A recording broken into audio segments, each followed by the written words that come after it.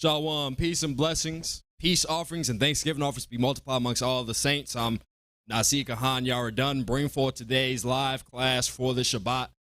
Continuing on in the series that we've started about Biqa and Akiyah, about the two covenants or the two types of covenants that were given to the children of Adam. One that he was meant to have being Biqa, the covenant of freedom, and also the covenant of Akiyah, the covenant of bondage, being bound to the works of sin, being bound to your brethren to do the works of Hasatan. Now, we've had the priest on my sides here and priest Kabaria going through this class for these past 2 weeks, looking specifically at these two covenants. We had the first going through the covenant of Akiyah, talking about how this was these physical, carnal means of worship. And in it, Satan has all of the advantages against you. Now, if you really buckle down and try your hardest, you might overcome that. But all of our forefathers have failed. There were a few who stood strong, like Moses. Even he slipped up. I think the brothers brought that out too, how he almost missed the circumcision of his son.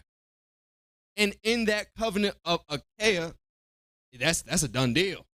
Immediately, them death angels, not even death angels, Satan was accusing him and springing forth sin upon Moses. His wife came with the priest, and they circumcised him and brought forth that consecration upon his son the 8th day, probably the evening watch, probably at 12th lot, 59 minutes in, and Satan was stayed. Satan has, I had no accusation.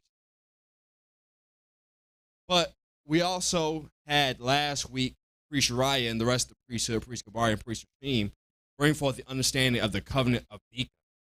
That is that covenant of salvation, where we are free from some of these physical means, some of the limitations of the flesh, where Satan has no authority over us because it is divine. His realm is here on earth, and he has the ability to come and deceive earthly men, but he can't come and touch that covenant that's divine, that's in heaven. The Most High cast him out into utter darkness.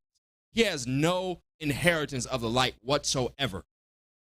And we see that's how he deceived Adam. He couldn't come to Adam in his covenant of light, his covenant of righteousness, that covenant of Biqa. He had to say, I'm going to make you eat of this covenant of Akiyah. I'm going to make you come down and eat of these physical sacrifices and make you physical.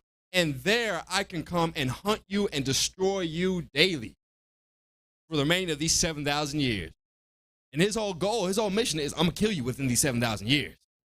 May not happen in the first millennium, but I'm going to get you in the second. Okay, it didn't happen in the second, I'm going to get you in the third. It didn't happen in the third, I'm going to get you in the fourth or the fifth.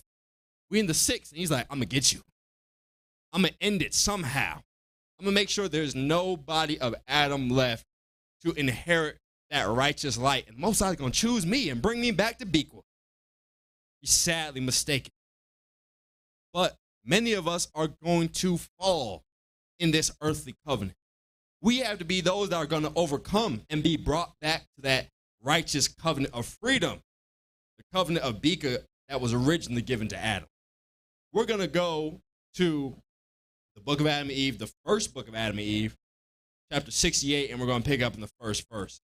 And we're going to look at Adam and his fall and see what they were doing, see some of the things that they were doing in this covenant of Akiyah, as we start talking about how we can engage in this covenant of Biqa.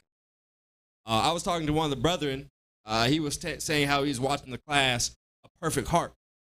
And we were talking about that it's a great thing the Most High gave us understand. He gave us the path to actually achieve that, where it's no more just some general thing of your heart has to be perfect. What does that mean? Mm-hmm. If you don't understand the steps to it, if you don't understand what perfection is in the Bible, when you hear Abraham being charged to be perfect with the Most High, what does that mean? It just means you love God so deeply. You are perfect. Yeah. What does it mean when the Messiah said, be ye perfect? What does that mean? Give me a steps that I can take to achieve that. And it's the same thing with Biqa. If you're told to be in this covenant of light, in this covenant of righteousness, what does that mean? That's covered in the blood of Jesus, and I just accepted God in my heart. No, there's some steps, there's a process to this. There's something we have to actually do to actually achieve this goal. It's not just a mind state, it is action. It's actions in this flesh coupled with actions in the spirit. And then we can officially say we have accepted that covenant of Biqa, that covenant of freedom and light. Now, let's get some context looking at what Adam was doing. We already know when he was created, and we've talked about this on several classes. When he was created, he was in that covenant of Biqa, that covenant of being free. He was made like the Elohim, the angels in heaven. He wasn't made to die. He wasn't made to offer physical sacrifices.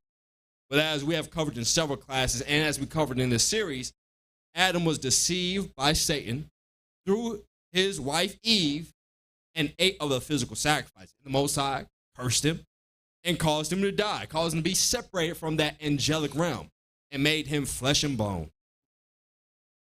But he still had to do something. He still had to hold his charge of giving the Most High his worship. Now let's pick it up there, seeing Adam in this fleshly, evolved state, and to kind of get some context to understand what we need to do to achieve that original state of Adam in that covenant. First book of Adam and Eve, chapter 68, verse 1, priest. Then Abba Yahweh looked at Adam and Eve, and at what had come over them from Satan, and how he had made them perish. So as we mentioned, this is the situation when we're in the covenant of decay, that Satan is always on our heels to cause us to perish. We always look at these physical covenants like that's the greatest thing. So many people look at Moses' covenant like this is the pinnacle of Israelite culture, and no, it's not. It's actually the worst of it. That's what the Messiah said. I'm not here to curse you. There's one who cursed you, even Moses. Moses gave you the pinnacle of earthly worship. And in that earthly worship, Satan is always at your heel. There is no reprieve. There is no rest. As long as you are in this earth, Satan is right there seeking to deceive you and cause you to perish, just like he was doing to our forefather Adam after he fell. When Adam was in his light angelic body, there was no deception. There was no trickery from Satan. But when he fell to his earthly body, Satan had him right where he wanted him. I can come any which way to deceive you, a physical, carnal person. So Abba looked at the situation with Satan and how he deceived them and caused them to perish and brought forth death upon them. Let's read on. Verse 2. Abba Yahweh therefore sent his word and raised up Adam and Eve from their state of death. And this is the only way that we're going to overcome. You are not going to keep those earthly covenants by your own strength and your own merit. It's the Most High sending forth the Spirit, the Elohim, or even the Messiah himself to raise us up so that we can overcome it and come from this dead state and come back alive to the Abba Yahweh. But we're going to get into that a little bit later. Let's read on. Verse 3. Then Adam, when he was raised, said, O Abba, you have burnt and taken from us the corn you have given us, and you have emptied out the bucket of water, and you have sent your angels who have caused us to lose our way from the cornfield. Will you make us perish? If this be from you, O Abba, then take away our souls, but punish us not. Look at the limitations of these earthly covenants of Achaia. He didn't know if this was an angel from Abba Yahweh or if this was Satan. That is such a horrible state to be in. But when you're an angel, you already know. That's wickedness. Get that out of my face. Nah, this angel right, that's of the Most High. Because I'm like him. He's like me. I already know that this is righteousness. But when you're in this fleshly covenant, you can't tell what's right, what's wrong. How many of us had a thought that seemed so perfect in the moment? And then after it's unraveled, after we've spent months, days, years, even decades in it, we're like, damn, why did I follow that? That was nothing but a plan from Hasatan. That's the limitation of these fleshly bodies of the covenant of Achaia, that you never know what's an angel or what's Satan. But Most High can come and redeem us and bring us back to this covenant of light so that we are never deceived in that way again. But let's continue to read on to get to the point that we're getting. Verse 4. Then Abba Yahweh said to Adam, I did not burn down the wheat and I did not pour out the water out of the bucket. And I did not send my angels to lead you astray. But it is Satan, your master, who did it. It is not me who did it. It's Satan who you follow. And he became your master in this earthly covenant. Once you subject yourself to an earthly covenant, your master is Satan. You got the good, your master can be Abba Yahweh, but you got the evil, where Satan can be your master as well. When you're in that covenant of light, your master is only one, Abba Yahweh, and you are one with his Elohim. But when you are in this earthly covenant, you might choose the wicked one, and Satan may be your master. He may be your father, the devil. Let's read on. Continuing in verse 5. He to whom you have subjected yourself. When you're in these earthly covenants, you have subjected yourself to the whims of Satan. He has deceived you and made you follow after him. He put you in a position where he can use you and abuse you and kill, steal, and destroy. There is no advantage in these earthly covenants. Let's read on. My commandment being meanwhile set aside. He it is who burnt down the corn and poured out the water, and he who has led you astray, and all the promises he has made to you were just a trick, a deception, and a lie. We were talking about this earlier, like, how can people devolve so much? You have brothers who might be on fire for Israel, and now they into some voodoo stuff. How's that happen? It's because Satan deceived you and made you believe a lie. Once again, the limitations of this flesh and these fleshly covenants, that Satan can come and tell you, nah, this is right. This is the way. Thinking how many men were righteous and upstanding in our history. Look at Saul, a man prophesying through the spirit of wisdom. But through Satan's deception, he told him what he thought was good. And just like Adam, he said, you set aside my command. I told you to do something, but Satan came and deceived you and made you set that aside. Made you think something was good. So many of us have gone through that. And everybody, every one of those physical covenants, man has perverted. There is not one that has not gone astray. The brothers went through that in 1 Ezra chapter 4, where he listed all the 7 written covenants given to the sons of Adam. Look what he said about Noah. Noah was righteous. But after a while, that seed became wicked. Wicked, more wicked than even the first. Yep. And then after Abraham, or afterward, you brought forth the flood, preserved the righteous, and they got wicked. More wicked than those who were before the flood. Then you raised up one man, Abraham, but all the rest of the world was wicked. All these physical men were wicked. You look at Abraham's life, Abraham's father was wicked. He had 12 idols for all the months in his chamber, in his room. Abraham had come down and was so enraged and broke them all. But his father didn't heed that. His father brought him up on charges because he loved his idols so much. And you have so many other people coming forth and breaking those covenants. Look at what happened with Moses. Moses showed so many miracles. They saw lightning coming and striking the mountain and the glory of Abba Yahweh upon that, and they still went and worshiped the calf. How is that? Because Satan has the advantage over you in this earthly covenant. So many of us want to keep Moses' covenant. But look at our forefathers who saw in their own eyes, their own fleshly eyes, the works of Abba Yahweh. They saw Moses come down the mountain shining bright and say, I don't want to see that, Moses. Put a veil on your face. And we think we, being so far estranged, are going to keep that better than they did? Absolutely not. It's time for us to mature and grow into a better covenant. Can I add something, priest? Absolutely. And even Aaron made the golden calf. Yeah. This man was consecrated to execute the office of a priest, and he made them a golden idol. Absolutely.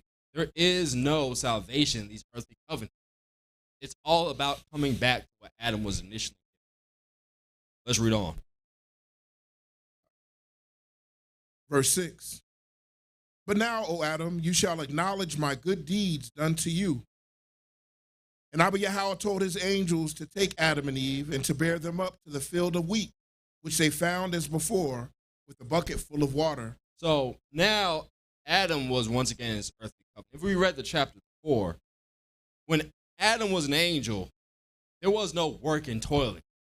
It was, hey, cherubim, bring me some fruit from the tree of life. I must sacrifice. There was no work and toiling. But if we read the chapter before, Adam was sweating. Adam was toiling. Adam was tilling the ground. This is what we have to do in our fleshly covenant. We have to work and labor to bring forth these sacrifices and oblations. When before, Adam was, as he said in Ezekiel, that anointed cherub that covered. He didn't do no work but oblations and sacrifice. He was over all the angels, but not all of them, but he was over the whole host of angels and commanded them to bring forth those. He commanded them to work. But now he fell and he had to bring forth physical goods for sacrifice. And so this is what he's doing now, bringing forth physical wares to be used for sacrifice in that covenant of okay. Let's read on. Verse 8. There they saw a tree and found on it solid manna and wondered at Abba Yahweh's power. And the angels commanded them to eat of the manna when they were hungry. And Abba Yahweh admonished Satan with a curse not to come again and destroy the field of corn. Then Adam and Eve took of the corn and made of it an offering. So Adam now in his physical covenant had to take physical corn or physical grain and offer sacrifices with it. Not like what he did before, where he offered that angelic fruit from the tree of life. Now he has to go to the trees, the ground, and have it produced for him and make forth physical means for sacrifice in that covenant of Achaia. Let's read on. Continuing in verse 10. And took it and offered it up on the mountain, the place where they had offered up their first offering of blood.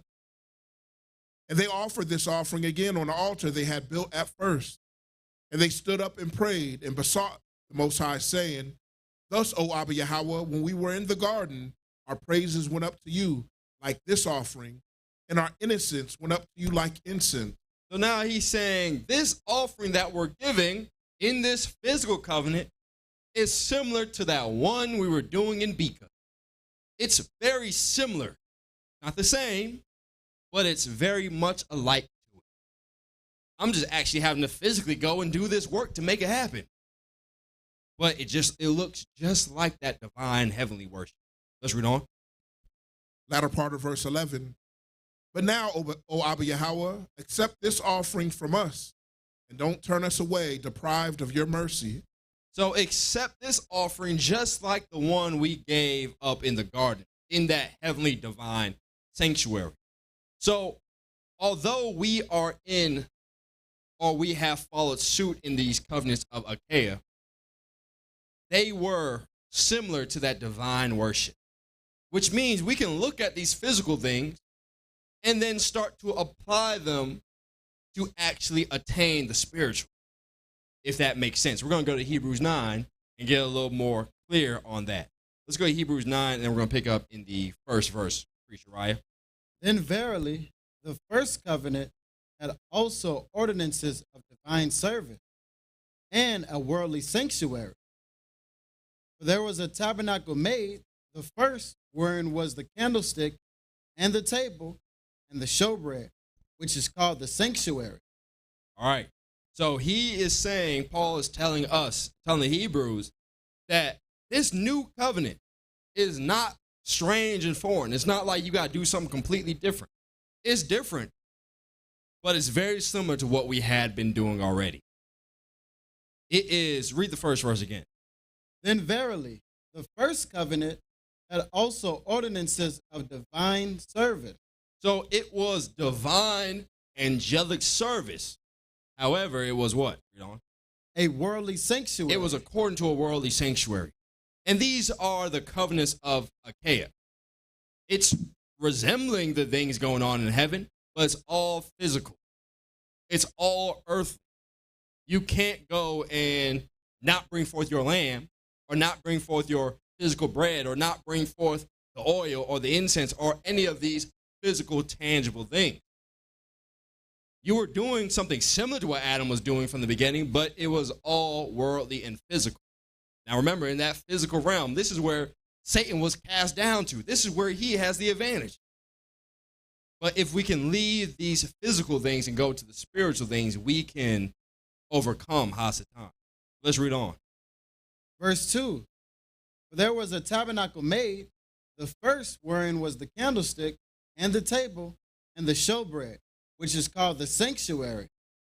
And after the second veil, the tabernacle which is called the holiest of all, which had the golden censer, and the ark of the covenant overlaid round about with gold, wherein was the golden pot that had manna, and Aaron's rod that budded, and the tables of the covenant. And over it, the cherubims of glory, shadowing the mercy seat, of which we cannot speak particularly. All right, so we see he's talking about the physical rendition of this earthly tabernacle and how it was a copy of what was in heaven. But once again, it was physical. As long as men were serving in this physical place, this physical station, they would never be brought out of that covenant of Achaia. Let's read on. Verse 6. Now when these things were thus ordained, the priest went always into the first tabernacle, accomplishing the service of Abiyahwa. But into the second went the high priest alone once every year, not without blood, which he offered for himself and for the heirs of the people. The Holy Spirit, this signifying that the way into the holiest of all was not yet made manifest, while as the first tabernacle was yet standing. So the Spirit was showing the earthly sons of Adam that the way, the route into that covenant of Adam, that covenant of Biqa, was not yet made manifest. As long as men were worshiping physically, there was no avenue or route to achieve that covenant of Biqa. But then what did Paul continue on to say? Let's read on. Verse 9. Which was a figure for the time then present, in which were offered both gifts and sacrifices, that could not make him that did the service perfect. So he's saying this thing was a figure, a figurine. It was a resemblance. As we always mention, if somebody has an action figure of Hulk Hogan, is that really Hulk Hogan? No. It may look like him. It may have some of the same specs as him, but you would be a fool to be like, this is really Hulk Hogan. You would look stupid. And this is what people looked following the physical covenant, and that only. This is the real deal tabernacle. No, it's just a figurine. You have an action figure saying this is a WWE superstar. You are wrong and you are in error. It was a figure only for that time present until that covenant of Biqa would be consecrated and that people would have access again to give the sacrifice that Adam gave. As he said, this was just a shadow of things to come. This was just a shadow of the heavenly realm, that great covenant. And those that stood strong in it would give access to the covenant of Biqa in the time of resurrection. But now it's time for us to move forward, move on from the covenants of Achaia and enter into that covenant of Biqa. Let's drop that. Let's go to Revelation chapter 2, and we'll pick up in the 7th verse, priest regime, and then we're going to go to Revelation chapter 20. He that hath an ear, let him hear what the Spirit saith unto the churches. To him that overcometh will I give to eat of the tree of life. He that hath an ear, which is in the midst of the paradise of Abiyahwa. Which is in the midst of paradise, a place wherein Adam was placed. We already read that in 1 Ezra, that the Most High fashioned paradise and placed Adam therein and gave him the tree of life. And the Messiah is saying, he that hath an ear, hear.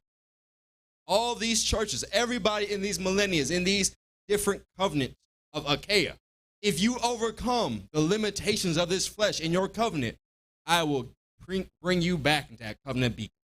I'm not going to leave you there in that earthly covenant. I will bring you into righteousness. But if you fall short and continue to be deceived by Satan and love the flesh more than the spirit, you ain't going to touch that tree of life. Nobody carnal or physical can touch that tree of life. So don't love the flesh. If you're over here looking at the tabernacle like this is, or the physical tabernacle, like this is the pinnacle of worship, you've already lost. Satan has already deceived you. He has already burnt up your cornfields and made you running in circles until you have died, just like he did to Adam. You are following after nothingness. Same thing that he did to Adam, told him, oh, go 8 days down this way and you'll find more corn. He's got us doing the same thing. Looking at Moses and looking at his works and looking at the temple he had and saying, this is it. We are running in place. We're on a hamster wheel, going nowhere, burning out all our energy with no sustenance until we die. We have to overcome. And then we shall eat of the tree of life, where we shall never hunger and we shall never thirst again. Let's drop that. Let's go to Revelation chapter 22, and we'll pick it up into in the 9th verse. Then saith he unto me, see that thou do it not, for I am the fellow servant. Actually, go to the 10th verse. Verse 10. And he saith unto me, seal not the sayings of the prophecy of this book, for the time is at hand. He that is unjust, let him be unjust still. And he which is filthy, let him be filthy still. And he that is righteous, let him be righteous still.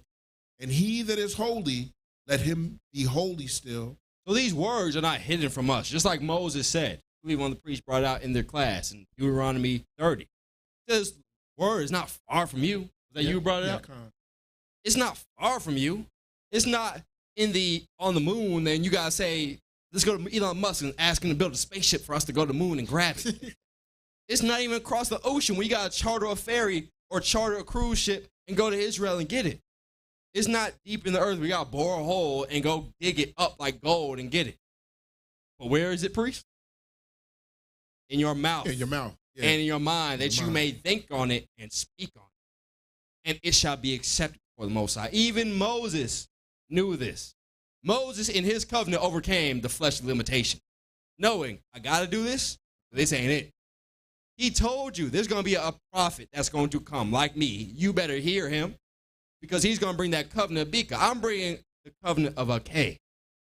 If you can overcome this, though, you shall eat of that tree of life, that covenant that is perpetual and that is forever. So many people think Moses' covenant is forever. He already showed you. He told you it's temporal.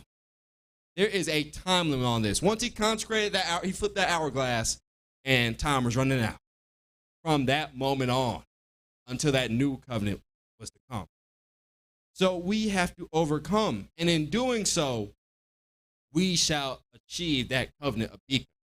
We're going to talk about a little bit the steps to actually achieve that. But we see here, the angels are telling John, don't seal this up, don't hide it.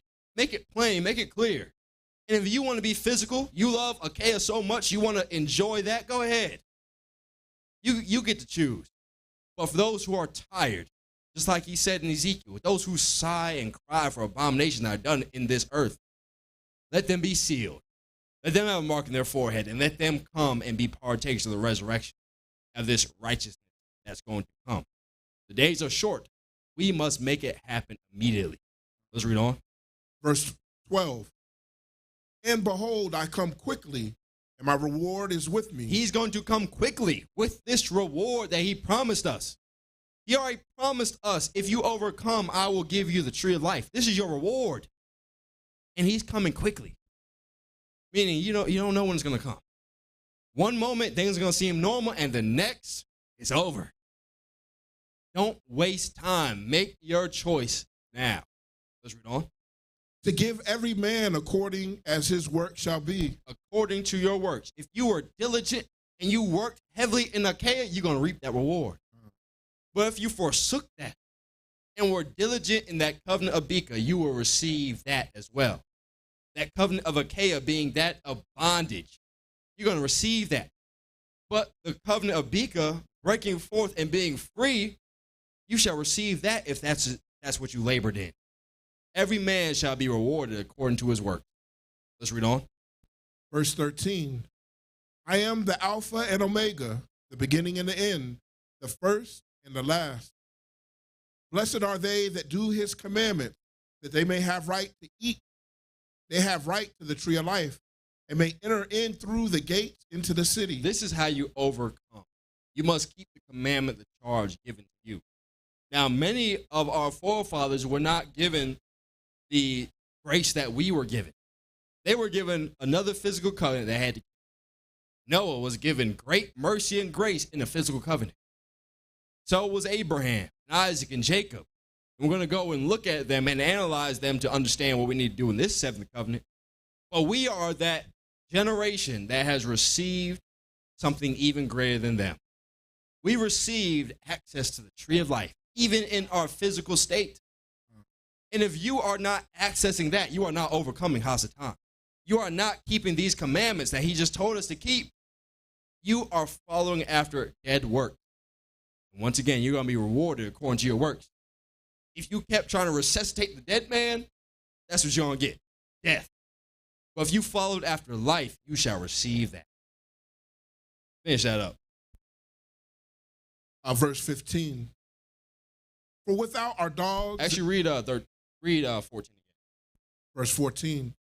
Blessed are they that do his commandment, that they may have right to the tree of life, and may enter in through the gate into the city. For without our dogs and sorcerers, and whoremongers, and murderers, and idolaters, and whosoever loveth and maketh a lie, I, Yahushua, have sent my angel to testify unto these things in the churches. I am the root and the offspring of David, and the bright and morning star.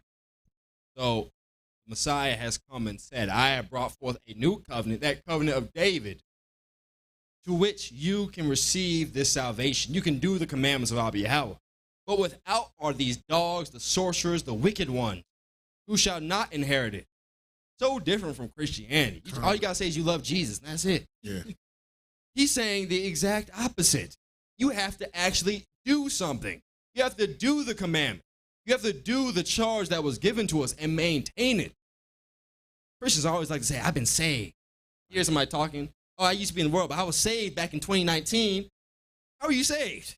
Right. I didn't see the Messiah coming on his horse with the Elohim to bring forth the destruction on the earth. Those who endure until the end shall be saved.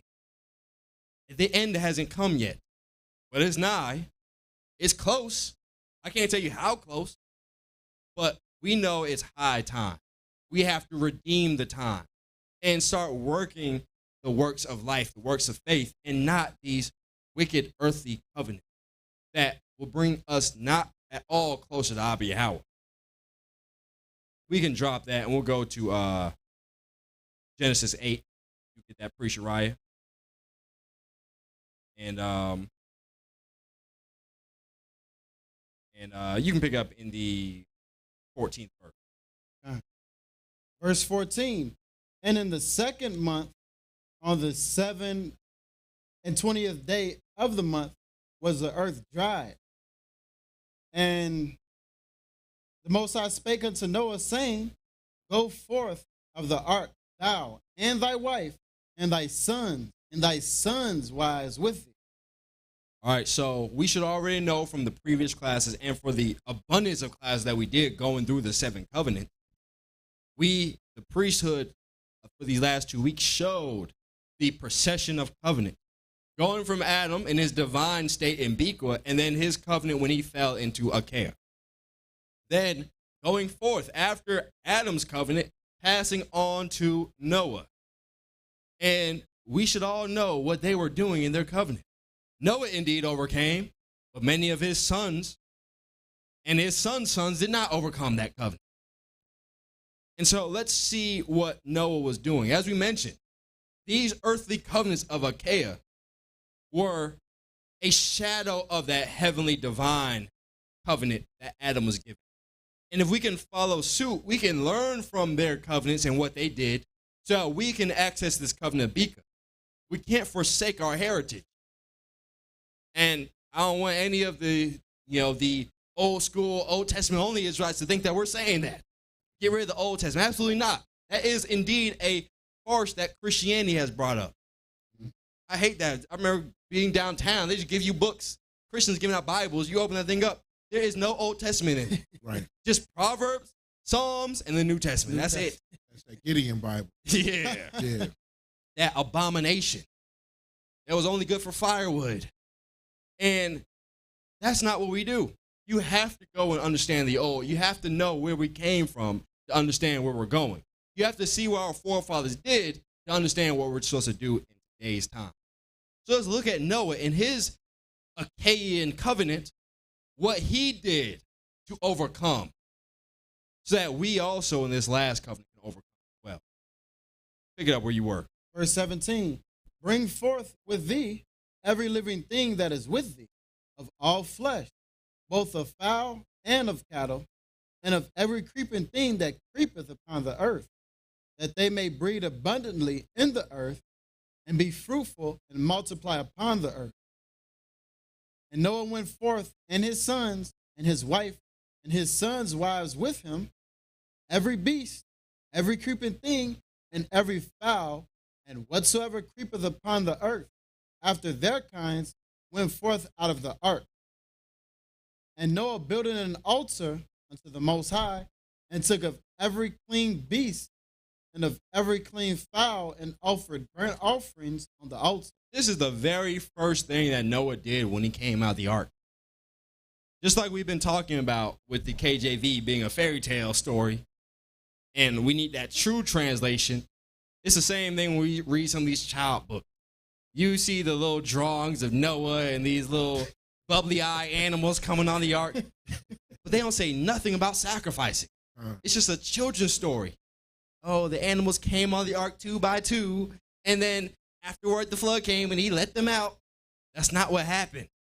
It wasn't just like he opened up the gates of the zoo and all the animals came out. He came out and said, give me them clean animals. Give me all of them so we can offer a sacrifice to the Most High. First thing coming out of the ark, he built an altar and sacrificed to Abba Yahweh. How did he know to use clean beef? No record before this point, you know? Right. So where's this? Why did he use clean beef? That's the question you should ask. That's a doctrine I've heard before, too, that it was Moses who brought this up. Nobody before knew about these things that Moses had. No, they knew. Abraham knew about clean and unclean. Noah knew about clean and unclean. The Most High instructed him on that. They were all in this physical covenant, and Moses just was the last iteration of it. Right.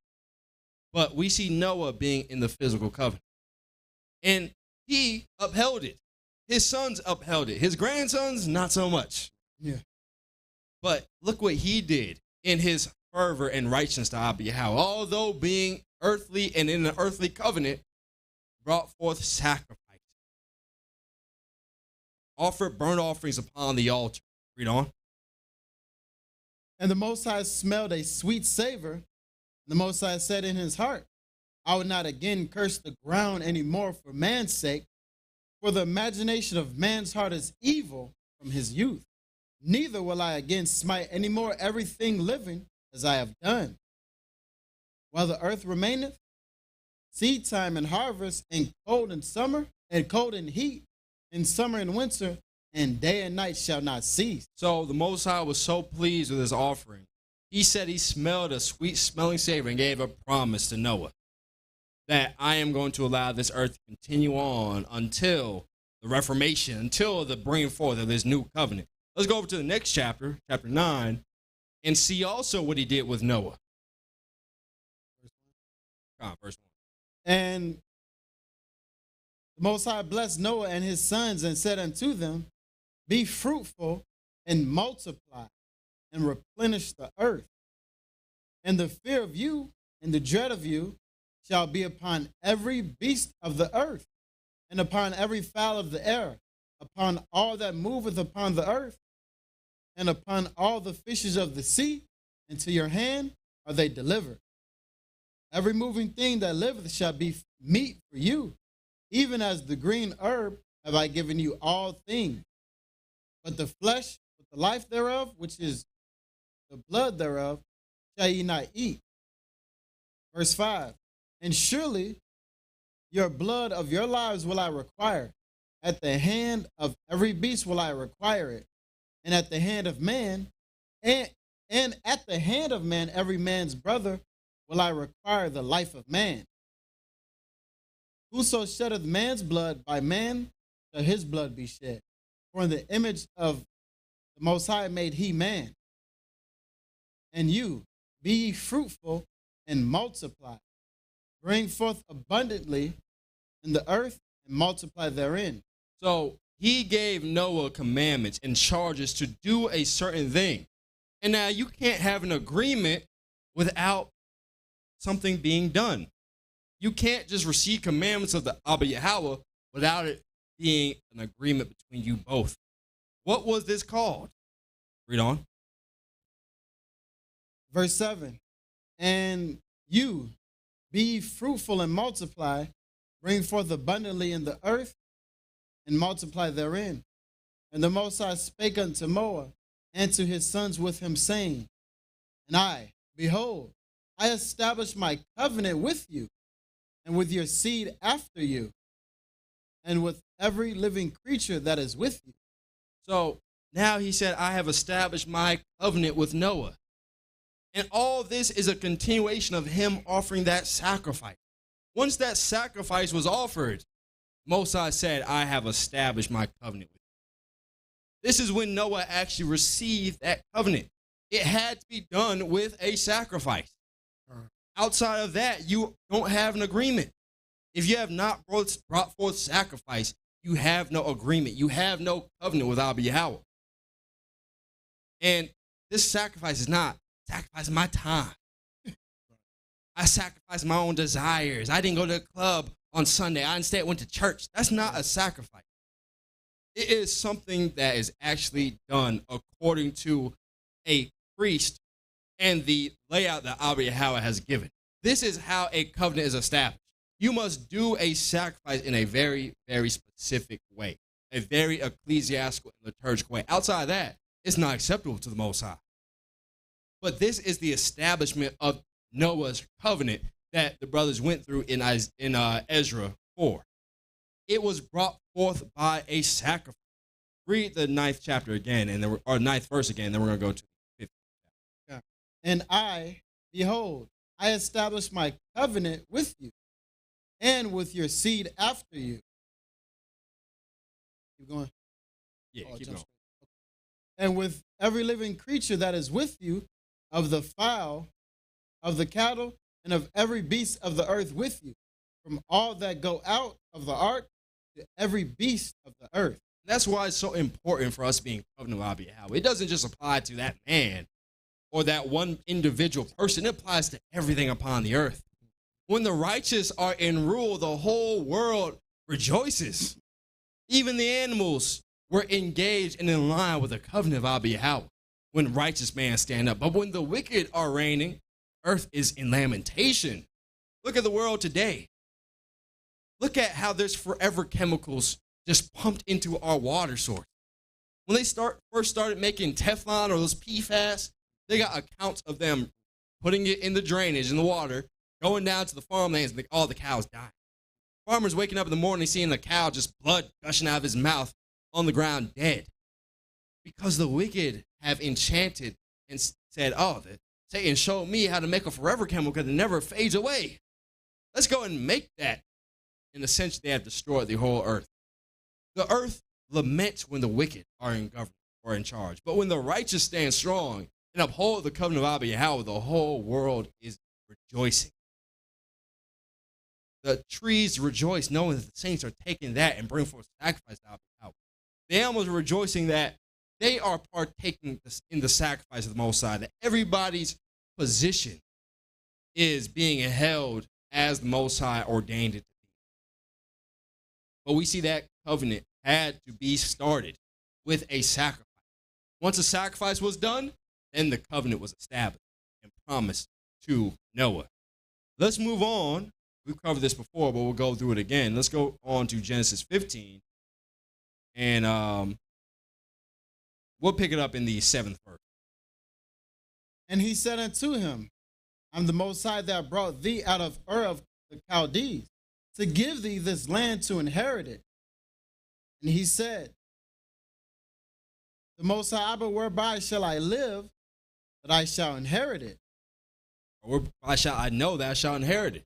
Some people think it's wrong to question or to ask or to wonder, But that's good. And the Most High gives us true faith. He gives us the evidence or the substance of the things that we hope for. But we have false teachers and false preachers telling us you just got to believe no matter what. Nah, ask the Most High to prove that he is real. Because without that faith, you cannot please the Most High. Abraham acted in faith, knowing, not believing that the Most High is real, but knowing that the Most High is real. And in so doing, when he called up him to bring forth the sacrifice of his firstborn son, or his son that was promised to bring forth the inheritance, he said, all right, Most High told me to do it, I'm going to do it. Because I know the Most High is faithful. Either the Most High is going to save him, the Most High is going to resurrect him, or he's going to give me another son to bring forth the covenant. Regardless, I am going to be faithful to the Most High has been faithful to me. I have proof and evidence that he exists, so I'm not going to worry and be saddened or doubt him. I may question, I may ask for proof on it, but I'm going to still be faithful to Abba Yahweh. Nevertheless, he asks, how shall I know that I am going to inherit the promises that you have given me? Let's read on. Verse 9, and he said unto him, take me an heifer of 3 years old, and a she-goat of 3 years old, and a ram of 3 years old, and a turtle dove, and a young pigeon. And he took unto him all these, and divided them in the midst, and laid each piece one against another. But the birds divided he not. And when the fowls came down upon the carcasses, Abram drove them away. So now we see Abraham bringing forth, or Abram at this time, bringing forth sacrifice in his physical covenant. He was already shown the previous chapter that righteous divine covenant. So we already knew there's something greater than this. Unfortunately, I'm still trapped in this earthly body and have to do these earthly sacrifices. So Most High told him, let me instruct you on how to give these sacrifices in this covenant of decay. You saw the divine heavenly ones, but now let me show you what you need to do throughout the remainder of your life and teach your sons to do.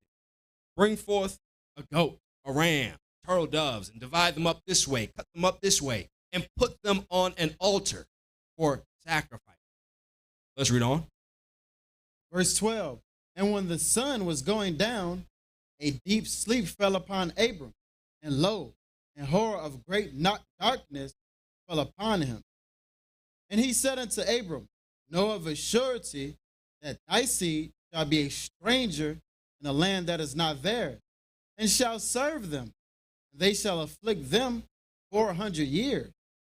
And also that nation whom they shall serve will I judge, and afterwards shall they come out with great substance. Thou shalt go to thy fathers in peace. Thou shalt be buried in a good old age. All right, now, we're not going to go deep into it, but just to touch on it, this is not talking about 1619 to 2019. This is not talking about that. We are way past 29. I actually saw somebody recently on Facebook, that cesspool called Facebook, saw a brother saying, nah, that was real. We already living in it. Brother, are you blind? You're just so caught up in your own ways that you want to push that doctrine? That is the woes of the covenant of Achaia. Satan has you so deceived you can't see what's right in front of you. Tell Joe Biden right now, we free. Matter of fact, tell Kamala, because she might be the next president, that we free. She's going to laugh you to scorn. What did she say? I'm not going to do anything for black people. I'm going to do something for all people. She just smacked you in the face. And we want to think this is the first, might be the first female black president. Absolutely not. Get thrown in a FEMA camp. Yeah, exactly. Talking crazy. Yeah, sit down, Quavo. You don't know what you're talking about.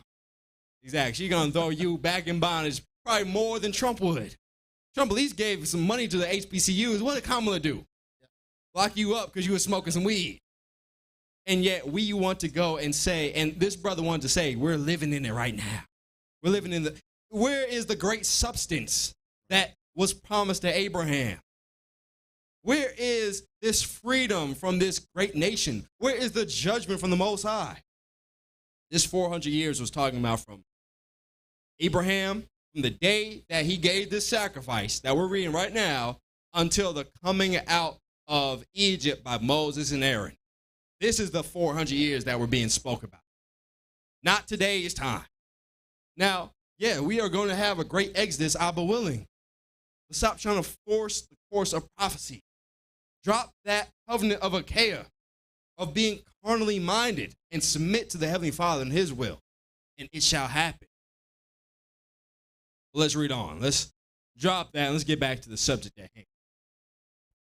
All right, and this is verse 16. But in the fourth generation, they shall come hither again, for the iniquity of the Amorites is not yet full. And it came to pass that when the sun went down, and it was dark, behold, a smoking furnace and a burning lamp that passed between those pieces. So the Most High sent forth an angel from heaven and brought forth fire and consumed the sacrifices that Abraham had prepared, or Abram had prepared. He brought forth this sacrifice, and in doing so, Abraham knew this is a promise from Abba Yahweh that will not and cannot be broken. Let's read on. In the same day, the Most High made a covenant. And in the same day, at the same time, in that ninth hour, the Most High made a covenant with Abram. But it started with a sacrifice. Yeah. Not just with Abraham just being loving to the Most High. No, it was do this specific thing. Bring forth this sacrifice and do it this way. Cut up the lamb and the goat. Don't divide the birds. Put them here. Do it this way. Bring it on the altar. Don't put any carvings in it. Don't put any hammer or sickle or anything to it. This is going to be an acceptable sacrifice. And with doing so, I will make a covenant with you. This is clear steps on how it was done.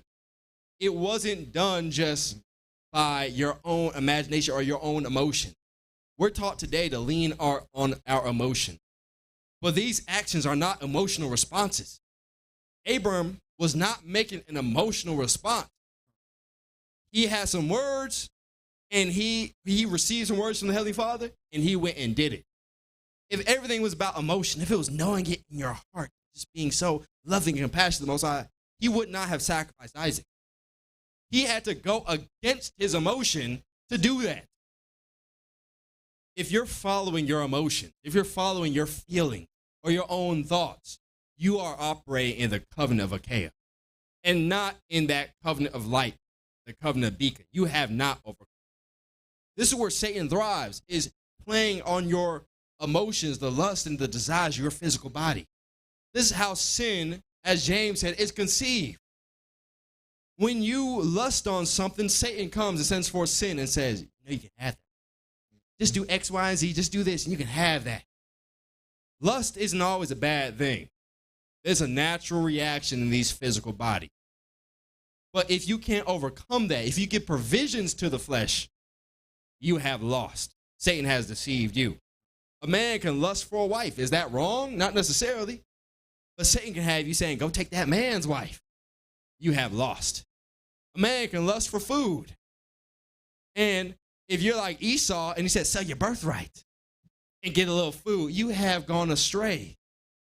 Or anything else that man might lust for. If you lust for power, that may not necessarily be bad, but Satan can use that against you, and he can have you continuing in that covenant of Achaia and not receive the great power of the Elohim, the angels of Abba Yahweh, that he truly wants us to have. So don't act on emotion. That is always a recipe for disaster. Act on what the Most High gave us and commanded us to do. Read the 17th verse again, priest. We're going to drop that and go to Exodus 24. And it came to pass that when the sun went down and it was dark, behold, a smoking furnace and a burning lamp that passed between those pieces. And the same day, the Most High made a covenant with Abram, saying, unto thy seed have I given this land, from the river of Egypt unto the great river, the river Euphrates. So in giving these sacrifices, the Most High established Abram's covenant and named him Abraham, where he shall be a king of all the nations on the earth. This is the charge given to us. And he overcame in his covenant, and he passed on to Isaac, who overcame the works of the flesh as well. and then passed it on to Jacob, and he overcame also. But then, in the process of time, our forefathers began to walk wayward, and the Most High put on them that punishment of their captivity in Egypt, and brought forth one named Moses. We could show how Isaac was given sacrifice in his covenant to establish it, how Jacob did the same thing. We're going to skip over that and go straight to that covenant established with Moses and see what he was doing to establish his covenant. Let's pick it up in the Exodus 24, and we'll pick it up in the, we'll go ahead and pick it up in the first verse. And he said unto Moses, come up unto the Most High, thou and Aaron and Nadab and Abihu, and 70 the elders of Israel, and worship ye afar off. And Moses alone shall come near the Most High, for they shall not come nigh, neither shall the people go up with him. And Moses came and told the people all the words of the Most High, and all the judgment.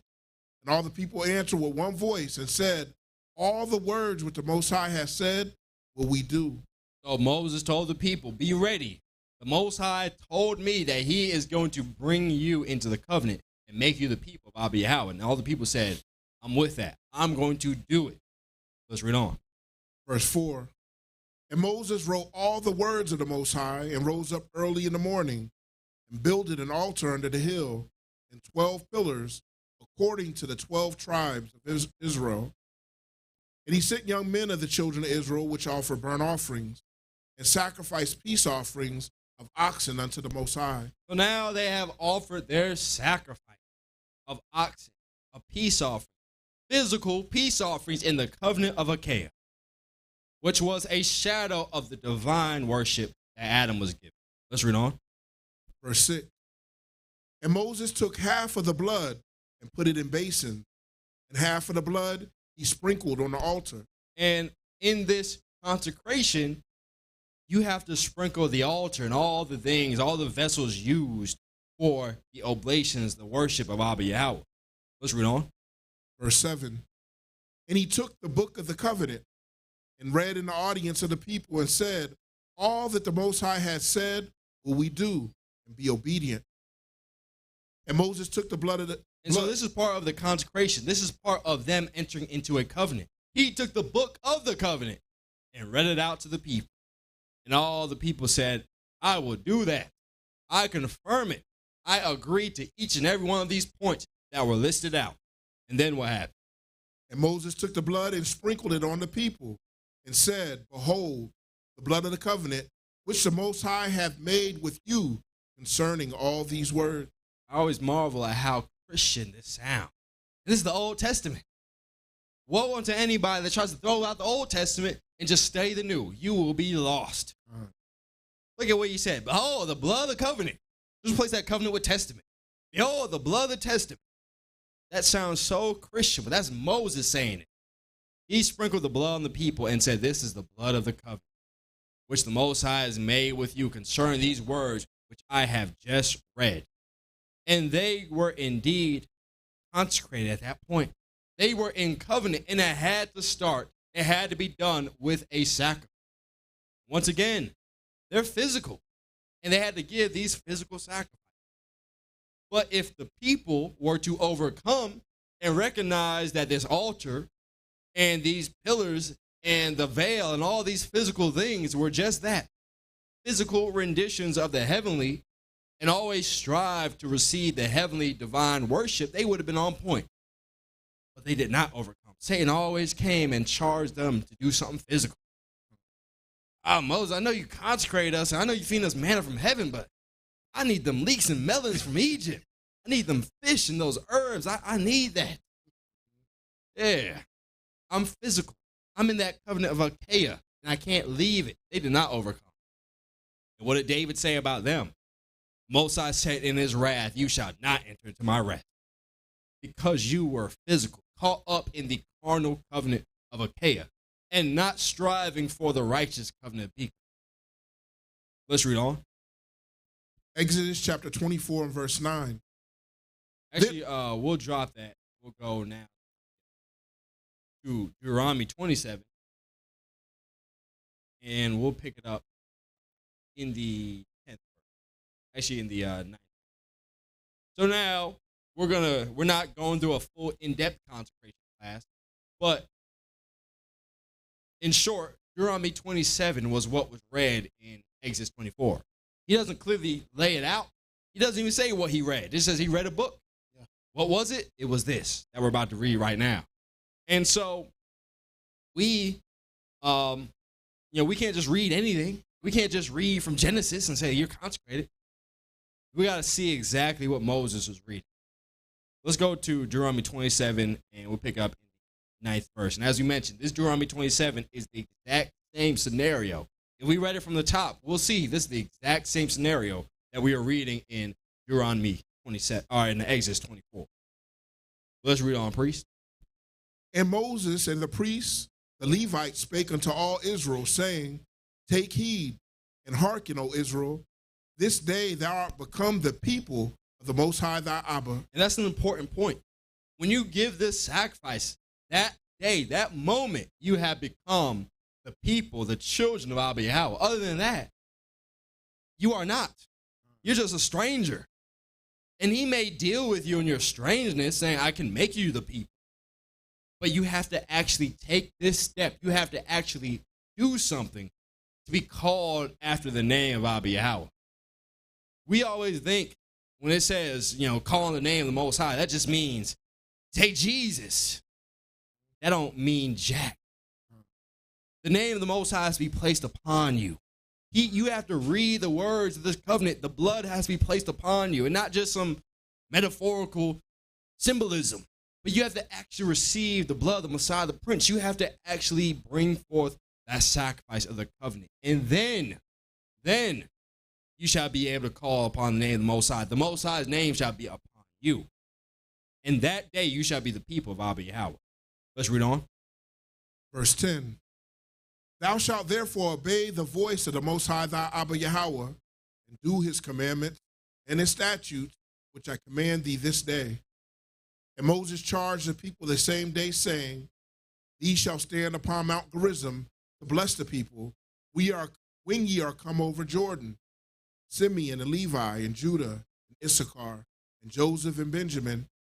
And these shall stand up upon Mount Ebal to curse Reuben, Gad, and Asher, Zebulun, Dan, and Naphtali. And the Levites shall speak and say unto all the men of Israel with a loud voice. So now you see this duality as well in this covenant, in this physical realm. Half of the tribes, these pillars standing strong to represent those who will bring forth the blessings on Mount Gerizim, those who will bring forth the curses. Agree to it and receive the blessing. Don't agree to it, go over here where these people will curse you and bring forth those plagues upon you. Let's read on. Verse 15. Cursed be the man that maketh any graven or molten image, an abomination unto the Most High Abba Yahweh, the work of the hands of the craftsman, put it in a secret place. And all the people shall answer and say, Amen. They say, Amen. To that I will be obedient, as we read in Exodus 24. So he said, if you go and set up a molten image and bow down, worship it, you understand the Most High will curse you, right? I agree. I will not make a molten image. They're not asking to be cursed, but they're understanding every line of this covenant. We always make the analogy of you signing any other type of loan in this world. If you have a mortgage agreement, you sign all on the dot. You make multiple signatures saying, if you don't pay, we have the ability to foreclose on you. We will evict you. We will do X, Y, and Z. We might garnish your wage, whatever it is. You say, I agree. I confirm that. And if you don't pay it, it certainly will happen. You might think you got to wait one time. I didn't pay this month. I didn't pay that month. Give it 5-6 months. You're going to have marshals knocking on your door saying, hey, where's Mr. Johnson? We need you out. Same thing with Most High. You sign an agreement saying, I will not worship idols. Just like you do when you have a mortgage. I will pay $2,000 a month, and I get to live in this house until I pay that off. Same thing with the Most High. I will not worship any idols. If I do, the Most High will come and evict me out of this, not just your house, out of this life, out of the resurrection. if you bow down and do that. Don't go and worship any idol. All the people say, I agree. I will be obedient to that. I will worship the Most High and the Most High alone. I'm going to recognize that the Most High and the Elohim are one. Ain't no point in going and bowing down to the angel over lightning.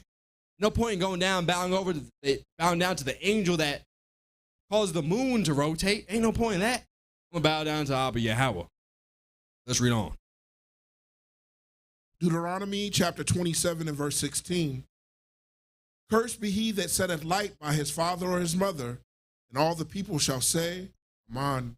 If you cast light or cause or consider lightly the things of your father or your mother, not just on earth, but in heaven, Abba Yahweh and the spirit of wisdom, the light that he sends to give us understanding, you shall be cursed. All the people say, I'm on. Most High tell me to do something, I'm going to do it. It's like Saul. He made his agreement. Most High told him, go and kill everything amongst the Amalekites. He said, light. Now we understand why the Most High said this is like the sin of witchcraft. Yeah. You might as well have broke that first vow of worshiping an idol. Because you consider lightly the words the Most High said. Oh, you don't really mean that. He don't mean kill everything. Yeah. He just means kill most of the stuff, and I can take the good cattle and sacrifice him. I can keep the king, and he can be my servant. Absolutely not. You have set light by your Father in heaven. Let's read on. Verse 17. Cursed be he that removeth his neighbor's landmark, and all the people shall say, Amen. If you think it's okay to start stealing from your brothers, from your neighbor, curses shall be upon you. And all people say, Amen. I will not be a thief amongst my people. Let's read on. Verse 18. Cursed be he that maketh the blind to wander out of the way, and all the people shall say, Amen. If I cast a stumbling block before my people and cause them to fall and trip and stumble into wickedness, I will be cursed. I'm acting just like Hasatan. I will not do that. I will be obedient to the Most High. All the people said, Amen. I agree. I confirm that oath of this covenant. Let's read on. Verse 19. Cursed be he that perverteth the judgment of the stranger, fatherless, and widow, and all the people shall say, Amen. If I pervert judgment of those who are vulnerable, who are easily be deceived, curse be upon me, because that's exactly what Satan does.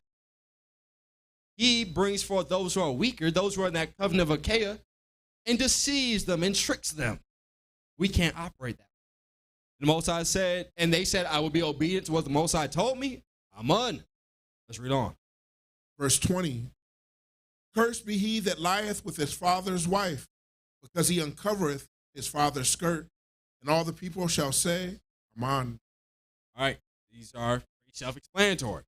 You take your father's wife and start doing some wicked stuff with, curses upon you. All the people say, Amen, I will be obedient to the covenant of Abba Yahweh. Let's read on. Verse 21. Cursed be he that lieth with any manner of beast, and all the people shall say, Amen. All right, you can't take a beast, an animal, and start doing some wickedness with it. That is an abomination. The people and you will be cursed. And people say, I will be obedient to that. Let's read on. Verse 22. Cursed be he that lieth with his sister, the daughter of his father, or the daughter of his mother, and all the people shall say, Amen. Well, it's getting pretty self-explanatory. This ain't Sweet Home Alabama. You have to be upstanding. All people say, Amen. I agree to that. Let's read on. Verse 23. Cursed be he that lieth with his mother-in-law, and all the people shall say, Amen. All right, a man can't take a wife and say, I want your mom too. That's off. You cannot do that. And so the people said, Amen, and moved on. And they said, I will be obedient to that. Let's read on. Verse 24. Cursed be he that smiteth his neighbor secretly, and all the people shall say, Amen. Now, if you harbor hate in your heart against your brother, and you go to kill him and smite him, curse upon you. You are acting just like Satan. He was a murderer from the beginning. And you're acting just like Cain, who Satan influenced. Curses shall be upon you. All people say, Amen. I will be obedient to that. Let's read on. Verse 25. Cursed be he that taketh reward to slay an innocent person, and all the people shall say, Amen. Now, if somebody perverts your judgment and say, I got bounty on Preacher Rise head, man, 25K, what you gonna do? And I you need take 50. that. Curses shall be upon you. And so they agreed that they will not do that. We see why Judas was cursed and received no inheritance of light, because he agreed to this. People think it's because he committed suicide. That's the cardinal sin. No, it's not. He took money to slay an innocent person. Curses shall be upon him. Can I add something, priest? Absolutely. The one about the sleeping with your mother-in-law. I don't forget what book it's in. Oh, you get there? Okay. All right, I don't want to steal your thunder. God. And so you cannot take reward to slay an innocent person. And that transcends many things. You may not take a knife or a gun and kill your brother, but you may say, I need that money. I'm going to sell this crack on the street. You're destroying your people for your own reward. Or you may be somebody in the music industry. You're like, I don't want to make no music about chicken booty, but that pays, so I'm going to do that. I don't want to make no. They said an example is Future. Y'all probably heard of him, big-time rapper. He makes songs about sipping lean and taking all these drugs, 90% of which he doesn't do, but it makes the money. And so you got young rappers like Juice WRLD coming up saying, I was in 6th grade sipping lean because Future said it. It was cool. Know that. Yeah, absolutely. 6th grade. Yes. Wow. And he died from an overdose. Future slayed his brother for reward. I can make money. And he's still doing the same thing. He even said on an interview, damn, I didn't know I did that. And went on to make the same music. You have not learned. He's like 40 years old, too. Yeah, exactly. You're an old man doing the same stuff. Just like, probably like Gideon. Yeah. You a musical savant doing that, taking reward to slay your brother. It may be direct or indirect. It is an abomination. Or whichever way you take reward to destroy the people. You are not to do that. All the people say, I'm on. Let's read on. What's the last one? Verse 26. Cursed be he that confirmeth not all the words of this law to do them. And all the people shall say, Amen. You can't pick and choose what you want to do and what you don't want to do. If you don't confirm to keep all the words of this law, you shall be cursed. And all the people say, I agree, I will be obedient. Most High tells me keep the Shabbat, I will do that. The Most High tells me keep the new months, come to the feast 3 times in the season, I will do that. He tells me to have a ribbon of blue upon the hem of my garment to remember the commandments, I will do that. All the people said, I will be obedient. And so, yeah, go ahead, priest. And as it said in the earlier verses, I can't remember which verse it was, it said they were obedient. It wasn't predicated on understanding. He didn't ask any, you understand this or understand that. Yeah, I understand that, so I'm going to be obedient to it. It's predicated on your obedience. These people didn't understand everything that Moses was talking about, but they understood that Abba Yahweh was real and his power is real, and they was like, yeah, we're going to do this. So I just want that. And it ain't about emotion either. If you are sad, give those oblations. If you're happy, give it the oblation. If you're angry, go and give those oblations. You can't be sad on the Passover and say, I'm too sad and overtrodden to not to come to Jerusalem and give these. Forget that, brother. Come and do what the Most High told you to do. Be obedient. As Rashim was saying, be obedient. And trust that the Most High is going to give you everything that you need. But obedience comes first. The emotions and all these other things come second. If you don't understand something, don't stop doing what you know the Most High told you to do. Give up the oblations and ask. Ask the Most High, ask the priesthood, and then you shall be restored to everything that you need. But if you start making up reasons and excuses to not do this, you have not accepted Biqa. You have accepted chaos.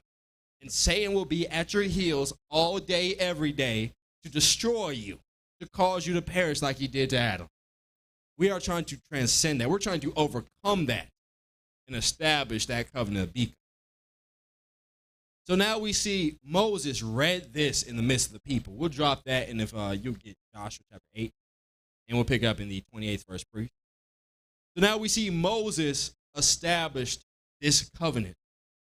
He brought forth the sacrifice, read this out to the people, and they said, Amen. They said, I agree. And then we see in Exodus 24, Moses sprinkling the people, sprinkling the book, sprinkling the altar.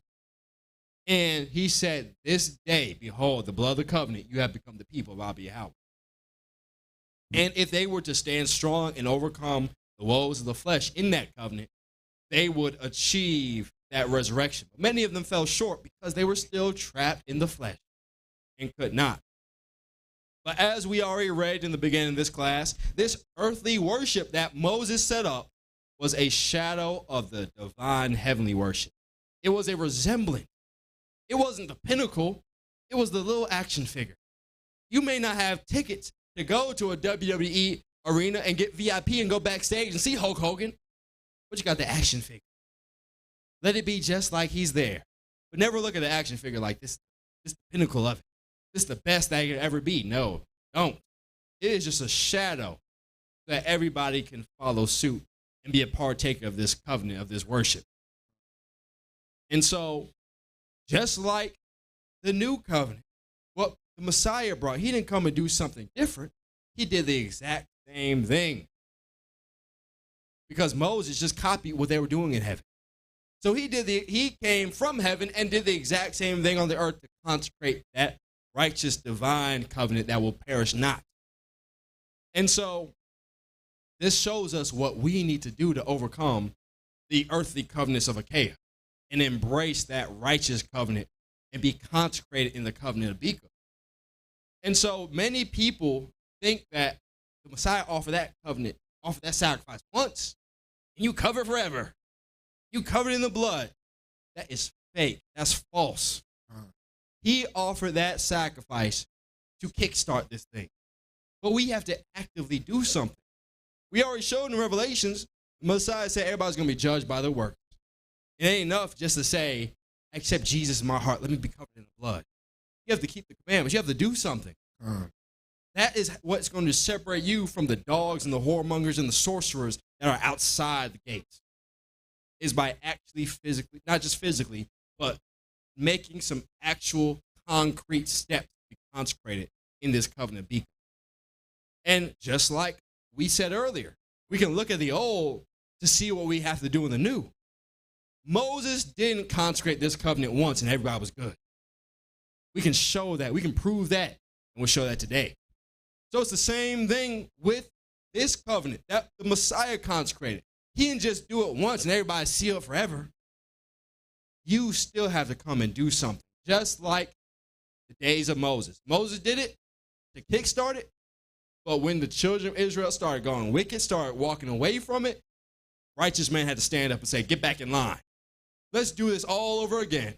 And we'll show that in Joshua chapter 8. Pick up in the 28th verse, priest. And Joshua burnt Ai and made it in heap forever, even a desolation unto this day. So if we read earlier in the previous chapter, which we're not going to do, the children of Israel went up against Ai, and they got their tail whipped, ran back to the camp with the tail between the legs, scared.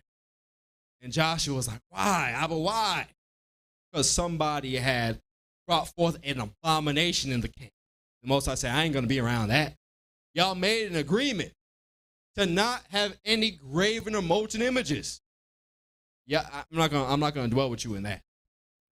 And so they had to correct that issue and come back. And once that was corrected, once Achan, who brought forth that idol and that abomination, that Babylonian garment, was stoned to death and burnt with fire, and all his goods burnt with fire, now the Most High said, all right, I'll come back to you. You upholding that covenant. And the Most High brought them forth to the city, and they overcame. They conquered. Let's read on. Verse 29. And the king of Ai, he hanged on a tree until eventide. And as soon as the sun was down, Joshua commanded that they should take his carcass down from the tree and cast it at the entering of the gate of the city, and raise thereon a great heap of stones that remaineth unto this day. So we see Joshua keeping that last point they agreed to. He can't pick and choose what he wants to adhere to in the covenant. Most High said, when you hang up a dead body and show the wickedness to all the world, all of Israel, you can't leave that thing until night. You can't leave that till the next day. You got to take it down. You got to bury it. So he could have left this wicked king hanging all week. But he said, nope, Most High told me to go and bury him. So we're going to go and do that. So he upheld the covenant. Can I ask something, priest? Con. And he might have thought, like, I don't understand this. Yeah. Why I got to leave it to eventide and do that? He didn't question Abba Yahweh. He just been obedient. Yeah. He may have thought it, but he did what the Most High told him to do. And sometimes that's how it comes. You may not understand, but Most High, let me see if you're going to be obedient regardless. And you're obedient, and the Most High then gives you understanding. Sometimes he does it that way to see and to prove you, to see if you're faithful. If you have received enough faith of the Heavenly Father to operate trusting in him. If you haven't received that faith, you're always going to be questioning. You're always going to be wondering, why? But if you received faith before, proof and evidence of Abba Yahweh, you're not going to always be questioning, saying, why is this? Why? I'm going to do it because the Most High told me to. Everybody can question anything. Why I got to wear a ribbon of blue every day if I always remember it? Because the Most High told you to, that's why. So go and do it. And then if you don't understand, the Most High will give you understanding at another point. But nonetheless, we see that Joshua was able to overcome the city of Ai and burnt it and destroyed it as he started to conquer the promised land. And now, remembering what happened in the previous chapter, this is not the first battle that they engaged in. They've been battling for some time now. And in their battles, in their conquest, Achan saw that Babylonian garment, came into a house. They probably had to go building to building, storming it, just like it was Fallujah. And they came, and he said, look at that garment right here. I stumbled on some Babylonian priest. This is a nice garment, and he got a wedge of gold. I can't burn this down. Let me take this. I know it's idolatry, but I got to preserve this. This is history. Let me take that and bring it to my house. He abandoned his covenant and caused all of Israel to transgress and abandon their covenant. And so they're now in the same situation. This city of Ai was wicked as all get out. Might as well be like Jericho. All types of wicked worship. Just like the Most High said, he didn't bring Joshua and all the Israelites into the promised land because of their righteousness. He did it because of the wickedness of these nations. Every city they came to conquer, nobody was over there like, oh, we believe in Abba Yahweh. All of them like, who's Abba Yahweh? I worship the Queen of Heaven. I worship the moon and the sun. That's my God. And so, therefore, the Most High punished them, brought forth the Israelites to destroy them. And so they had all types of trinkets to their deities and all types of abominations in their city. And so Joshua saw how Achan stumbled and brought forth a breach in their covenant. So after they came and finally conquered this city, and Joshua probably saw all the idols and that they burnt up, he said, I got to do this to the people. I got to make sure y'all stand strong. Let's read on and see what Joshua did after he took over this wicked city filled with idols. Then Joshua built an altar unto the Most High Abba of Israel in Mount Ebal. What happened earlier? What did Moses do on Mount Ebal? Let's read on. As verse 31, as Moses, the servant of the Most High, commanded the children of Israel, as it is written in the book of the law of Moses, and an altar of old stones, over which no man have lifted up any iron. And they offered thereon burnt offerings unto the Most High, and sacrificed peace offerings. Doing the exact same thing that we read in Exodus 24. Joshua is now coming back, doing this consecration again. Let's read on. And he wrote thereupon the stones a copy of the law of Moses, which he wrote in the presence of the children of Israel. Doing the exact same thing that Moses did. Wrote on the stone all the words and read them out to the people. Let's read on, see what they did. And all Israel and their elders and officers and their judges stood on this side, the ark, and on that side, before the priests, the Levites, which bear the ark of the covenant of the Most High, as well the stranger, as he that was born among them, half of them over against Mount Gerizim, and half of them over against Mount Ebal, as Moses, the servant of the Most High, had commanded before, that they should bless the people of Israel. Sounds very, very familiar, like something we just went over. What did they do after having half the children of Israel on one mountain and half on the other? What else did they do? And afterward, verse 34, and afterward he read all the words of the law, the blessings and cursings, according to all that is written in the book of the law.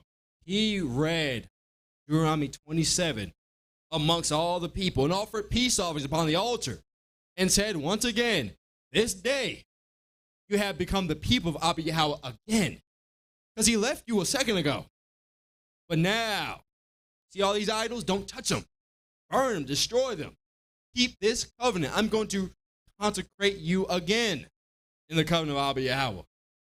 And did exactly what Moses did. Let's finish that up. There was not a word of all that Moses commanded, which Joshua read not before all the congregation of Israel, with the women and the little ones and the strangers that were conversant among them. And this was done to everybody. Not just the men, but the men, the women, the children, even the little babies. Come on up, eat this sacrifice. I know you got one tooth in your gums, but eat this sacrifice, all right? Y'all all need to be consecrated. Yeah. Even the strangers, even the nation. Now, once again, brothers like to say these strangers are, but Israelites in a stranger or a Gentile state of mind? That don't make sense. He's consecrating them. They're all in a Hebraic Israelite state of mind.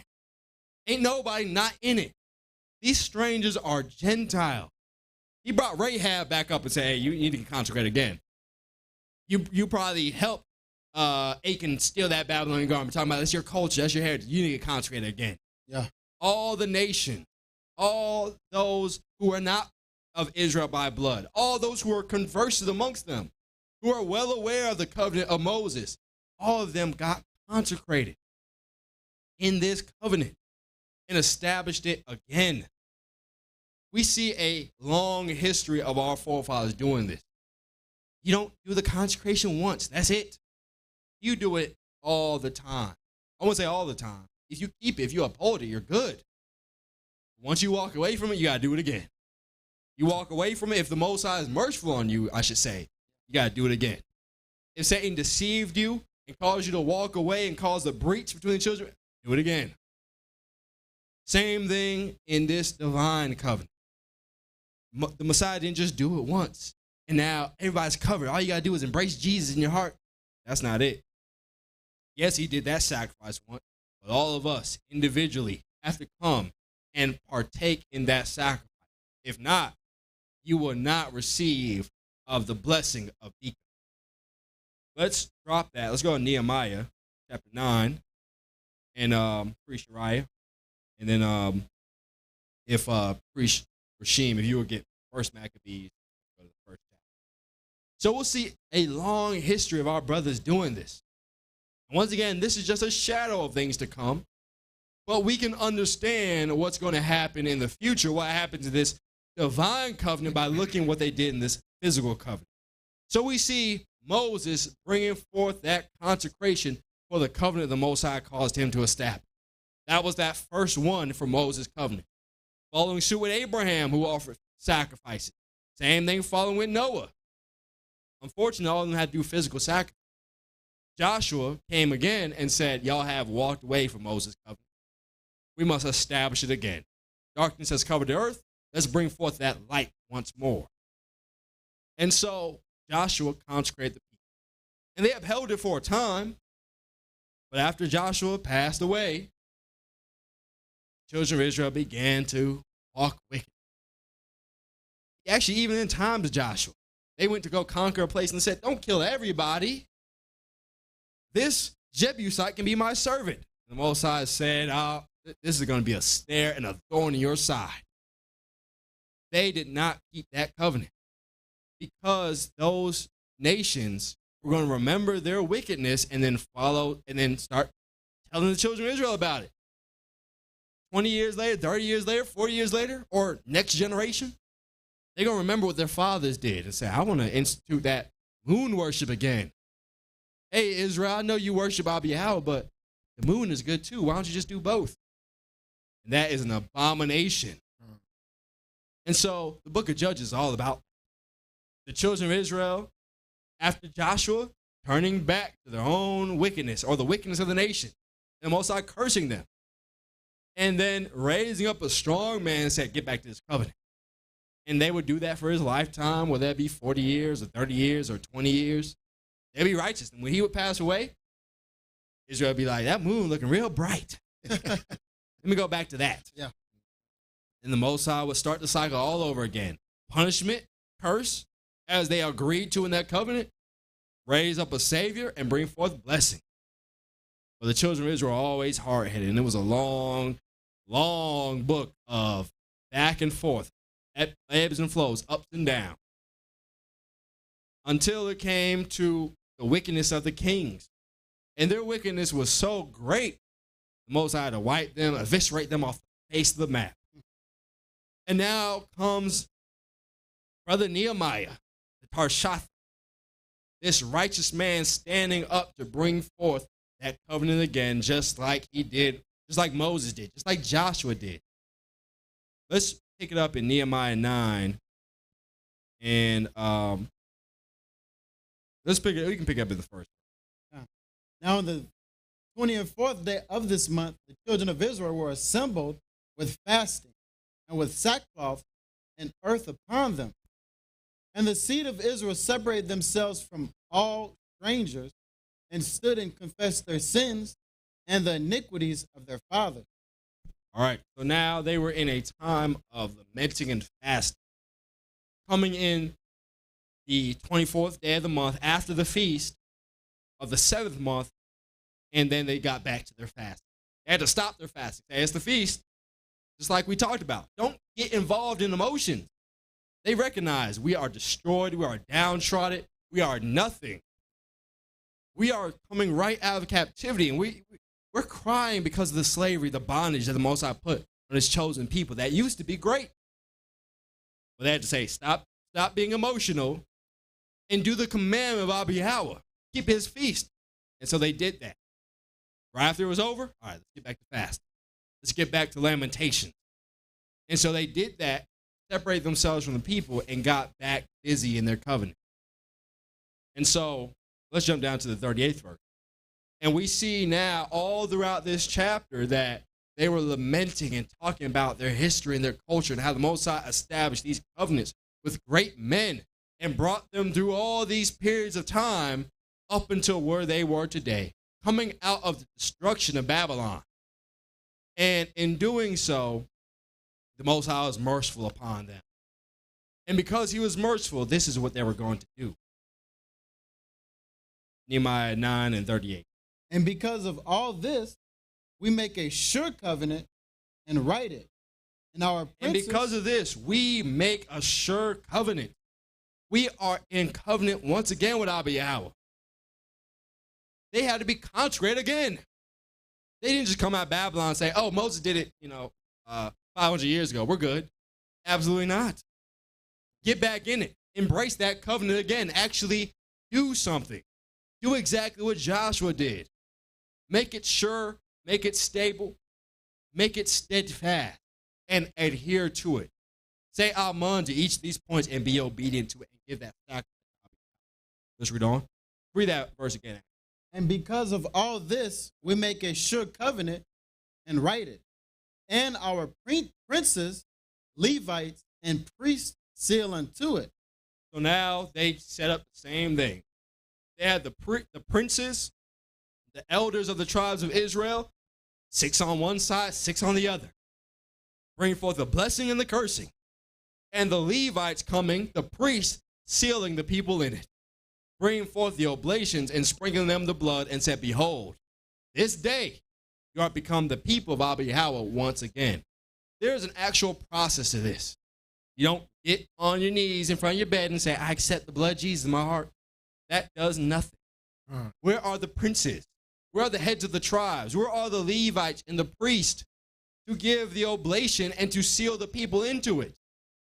If you have not done that, you have not embraced the covenant of Biqa. Because these physical covenants that they're giving are a shadow of the divine covenant. They are a rendition. They are a facsimile of it. You have to study the old to understand what to do in the new. Let's go now to the 10th chapter. And let's go straight to the point. Let's pick it up in the 28th verse. And as you mentioned, Priest Rasheen, we're going to go to 1 Macabean. And the rest of the people, the priests, the Levite, the porters, the singers, the Nethinims, and all they that had separated themselves from the people of the lands unto the law of Abiyahweh, their wives, their sons, and their daughters, everyone having knowledge and having understanding. So this is one thing that you have to do as well. You have to be obedient to the covenant of the Most High and all the points that he laid out. He said, don't lie with your mother-in-law because this is what the nations were doing. They said, don't do that. Don't act like them. Don't build an idol altar and an image of something in heaven or in the ocean or wherever and bow down and say it is a god because this is what the nations do. Don't do that. And this shall be your covenant. This shall be your agreement with me. All the people have to be obedient to that. They had to separate themselves from the ways of the world. And everybody had to do that. Don't be engaged in the worldly things. Separate yourself. Be holy to the Most High. And this is a tenet of our covenant. To not walk as the people of the world do, but to act differently.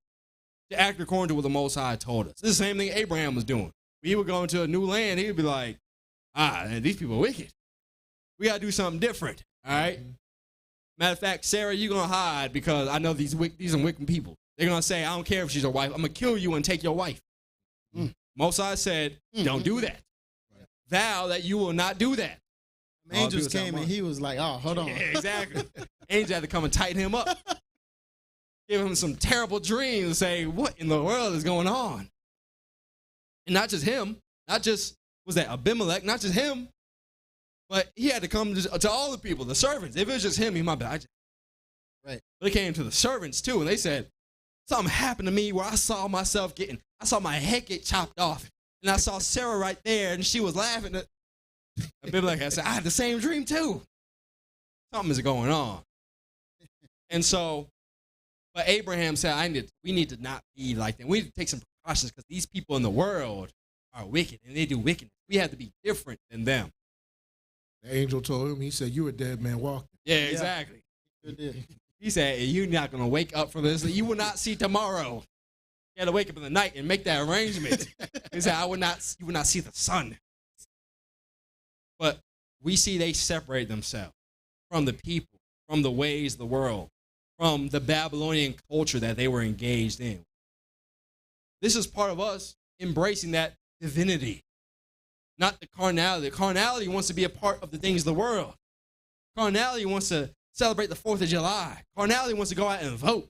Carnality wants to go and enjoy them crabs and the shrimp that they serve at the restaurant. Go to the Juicy Crab and Red Lobster. But the Spirit wants to do something righteous. We have to overcome those physical things and embrace the new, embrace the righteous.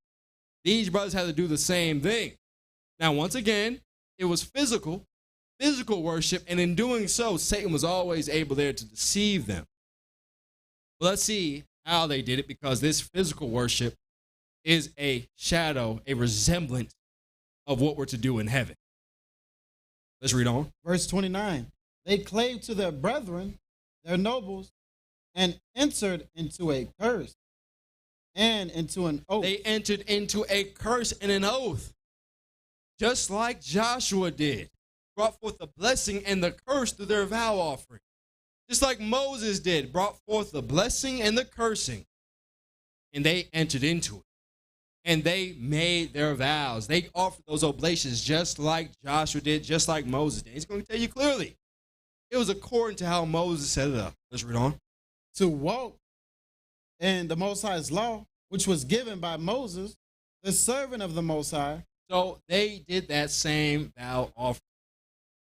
Showing you it's not enough to do it once. You got to constantly be doing this. Doesn't mean everybody has to do it. If Israel never broke that covenant, they would be good. But since they broke it, since Most High punished them and destroyed them, there was no worship for 70 years. You had to come back and consecrate them, consecrate the temple, consecrate the altar once again. They had to rebuild it, and then they could get back into the worship. Let's read on. Latter half of 29. And to observe and do all the commandments of the Most High, our King, and his judgments and his statutes, and that we would not give our daughters unto the people of the land, nor take their daughters for our sons.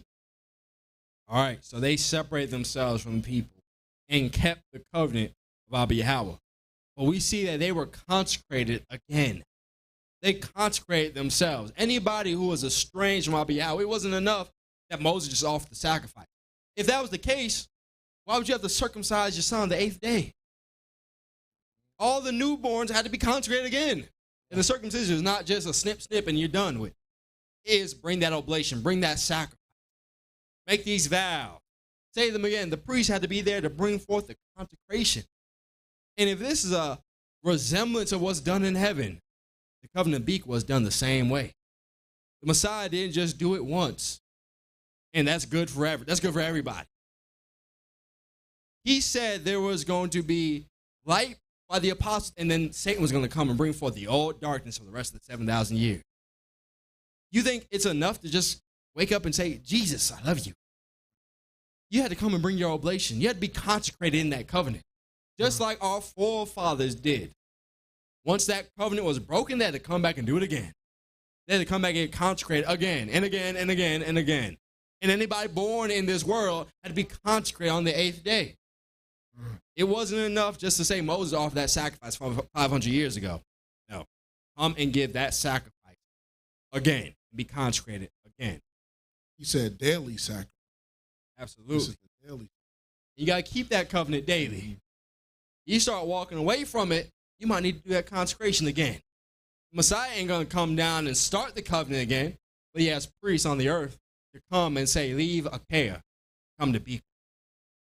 Let's drop that, and let's go to 1 Maccabee priest regime. We'll pick it up in the let's pick it up in the 7th verse. So Alexander reigned 12 years and then died. And his servants bare rule, everyone in his place. And after his death, they all put crowns upon themselves. So did their sons after them many years, and evils were multiplied in the earth. And there came out of them a wicked root, Antiochus, surnamed Epiphanes, son of Antiochus the king, who had been a hostage at Rome. And he reigned in the 137th year of the kingdom of the Greeks. In those days went there out of Israel wicked men, who persuaded many, saying, let us go and make a covenant with the heathen that are round about us. For since we departed from them, we have had much sorrow. All right. Jump down now to the 41st verse. So now we see the Greeks coming with their incursion against the children of Israel, against Judea. This is after Nehemiah, after they came back to their culture. So under the Babylonians, they were destroyed. Under the Persians, they came back. The Greeks came top of the Persians. They said, I ain't with that. We coming against Jerusalem. We're going to Hellenize them and set up our Greek culture across the whole earth. They probably saying, we need to civilize these savages. Same thing they say today. If it's not Greek or Roman, it's savagery to them. Are you killing goats and lambs every day? Savage. They'll sacrifice. That's savagery. You need to come and put on this suit and tie and come to my courthouse. That's proper. And so they did that. Let's pick up in the 41st verse. Or Antiochus specifically did this after Alexander in his reign. Verse 41. Moreover, King Antiochus wrote to his whole kingdom that all should be one people, and everyone should leave his laws. So all the heathen agreed according to the commandment of the king. Yea, many also of the Israelites consented to his religion and sacrificed unto idols and profaned the Sabbath. So not only was it all of, or several different domains of the Greek Empire, but also the Israelites said, yeah, that sounds good. Let's go and consent to his religion. They forsook their own religion. They forsook their own covenant that Nehemiah and Ezra worked so hard to consecrate, and defiled it and profaned it, sacrificed unto idols and profaned the Sabbath day. Read on. Verse 44. For the king had sent letters by messengers unto Jerusalem and the cities of Judah, that they should follow the strange laws of the land, and forbid burnt offering and sacrifice and drink offerings in the temple, and they that should profane the Sabbath and festival days, and pollute the sanctuary and the holy people, set up altars and groves and chapels of idols, and sacrifice swine's flesh and unclean beasts. All right, jump down to verse 59. So we see how they have been perverting and destroying and defiling the tabernacle of Yahweh. Not only did they sacrifice outside the gates in the cities of Jerusalem, but they came into Jerusalem as well and started to burn incense and offering. And so it went so bad, as we probably already know, they went inside the temple and set up their abomination upon the altar of Yahweh. Let's read on in verse 59. Now the 25th day of the month, they did sacrifice upon the idol altar, which was upon the altar of Yahweh. So now they defiled the sanctuary, defiled the altar of Yahweh, and caused a breach between Israel and the Most High. There was this separation once again, similar to what happened in the days of Achan. A breach, a separation between the Most High and Israel. Read on. Verse 60.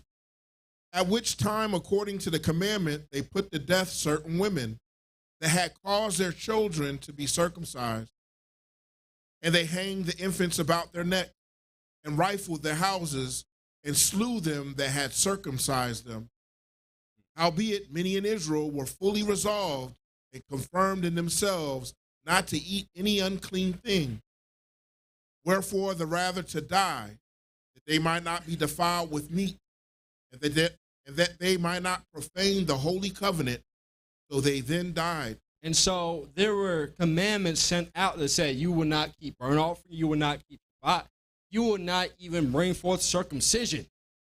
If I see somebody doing a consecration, you would put to death on the spot. And they did it, indeed. When they saw somebody was circumcised, who did this? Where's your mother? Where's your father? Hang them all up. Even the baby, too. And they did it and brought forth much uncleanness in Israel. And there are many people that were so resolved, they stood strong and said, I'm not defying the covenant. And they put them to death. And many of them died. Finish that up, and then we're going to go to the second chapter. Verse 64. And there was very great wrath upon Israel. First Maccabees. Yeah, go ahead. So there was great wrath. There was a breach between Israel and the Heavenly Father because of how they defiled this physical covenant. And once again, that shows you how weak this physical covenant is. Satan came to the Greeks and deceived them. They consented to that religion. They came to defile the temple. When you have a physical temple, somebody can come and destroy your worship. That is the vulnerability of the covenant of Biqa. Somebody can bring forth the commandment and say, don't circumcise your son. And now you are in trespass. You are in error because you have served a weak fleshly covenant. Somebody can come to your physical altar and set up swine's flesh. Now it's unclean, unfit for use. But who can go up to heaven and defile that? Satan can't do that. Satan has no power to do that. This is why this covenant of Achaia, or these covenants of Achaia, bring forth bondage. You are bound to any whim of Satan. If Satan wants to defile it, he will indeed defile it. It may not be today, it may not be tomorrow, but give him 100 years, it's going to be defiled. Let the righteous strong man who's sitting as a lion defending his people die off. And let Satan set up a weak man and say, oh yeah, we can do moon worship in the temple. You have defiled it. But once again, Satan has no power in that heavenly divine realm. This is why the covenant of Biqa is so much greater than this earthly one. That physical, that spiritual temple will not be defiled. Satan has no authority there. He's coming into us trying to bring forth deception, but he can't go to that altar. The book of Enoch tells us that there's angels surrounding that altar saying, step aside, Satan. Don't come bring no action. Don't come and do nothing at this altar. You have no power, no authority. This is this, but that flesh, that realm on the earth, Tartarus and all that, you can go and deal with that, all right? But up here in the heavens, you have no power. This is why we must remove ourselves from this earthly covenant and serve in the heavenly. Let's drop that and let's go to the next chapter. And you can pick it up in the first verse. First Maccabees chapter 2 and verse 1. In those days arose Matthias, the son of John, the son of Simeon, a priest of the sons of Jorib from Jerusalem, and dwelt in Modin. And he had 5 sons, Johanan called Cadius, Simon called Thasi, Judas, who was called Maccabeus, Eleazar called Avaran, and Jonathan, whose surname was Aphus. All right, so now we see the protagonist of this story. Matthias and his sons rising up as strong men to establish again the covenant of Yahweh that has been profaned. Jump down now to the 19th verse, priest. Verse 19. Then Matthias answered and spake with a loud voice, though all the nations that are under the king's dominion obey him, and all fall away, everyone from the religion of their fathers, and give consent to his commandments, yet will I and my sons and my brethren walk in the covenant of our fathers. So he said, although the world has walked away from the righteous order and followed after the commandment of the king to do abominations, me and my sons, just like Joshua said, me and my house, we will serve Abba Yahweh. And so they stood up and did that and kept the covenant of the Most High. They went and reestablished that covenant again, just like their forefathers before them did. It's like Nehemiah did. It was profaned, there was a breach, and they had to go and reconsecrate it. Just like Joshua, just like Moses did. They had to go and consecrate that covenant again. Read on. Verse 21. Abba Yahweh forbid that we should forsake the law and the ordinances.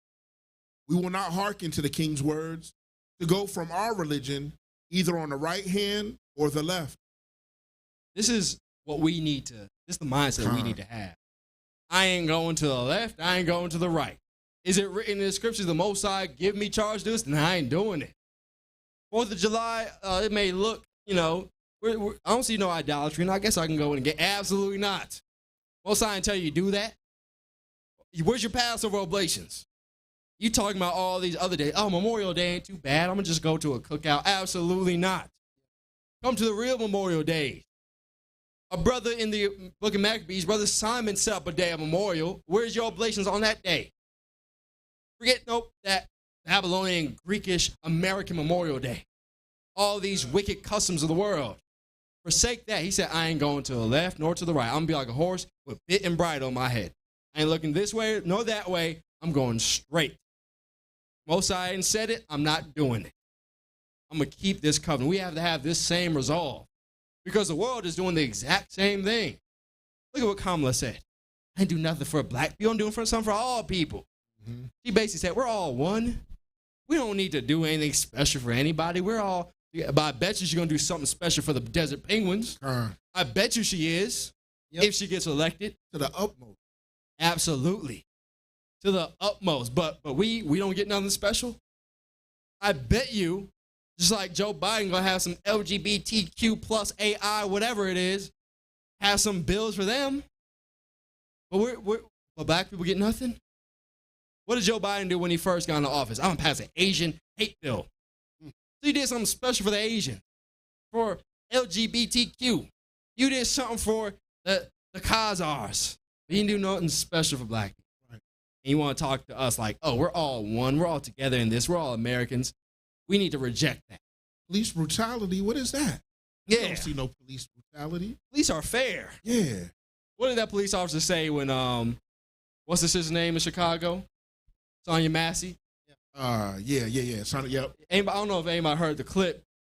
Her mother called sometime before, called the police and said, "Oh, she's having like a mental breakdown. If you could send somebody, but please don't send no racist, corrupt, evil, aggressive cop." And what did the dispatcher say? Well, ma'am, no, that's all of them. All of them are straight. All of them are good and professional. And he ate them words. Yep. That's the same thing Kamala Harris is saying to us. We all good. We're all one. You don't have no special problems that you need solving and fixing. We're all going to be one. And if I make a bill for the desert penguins, y'all are going to know we're not. We need our own. We need to be separated. We don't need to be one with them. We need to follow after Abiyah. We need something special for us.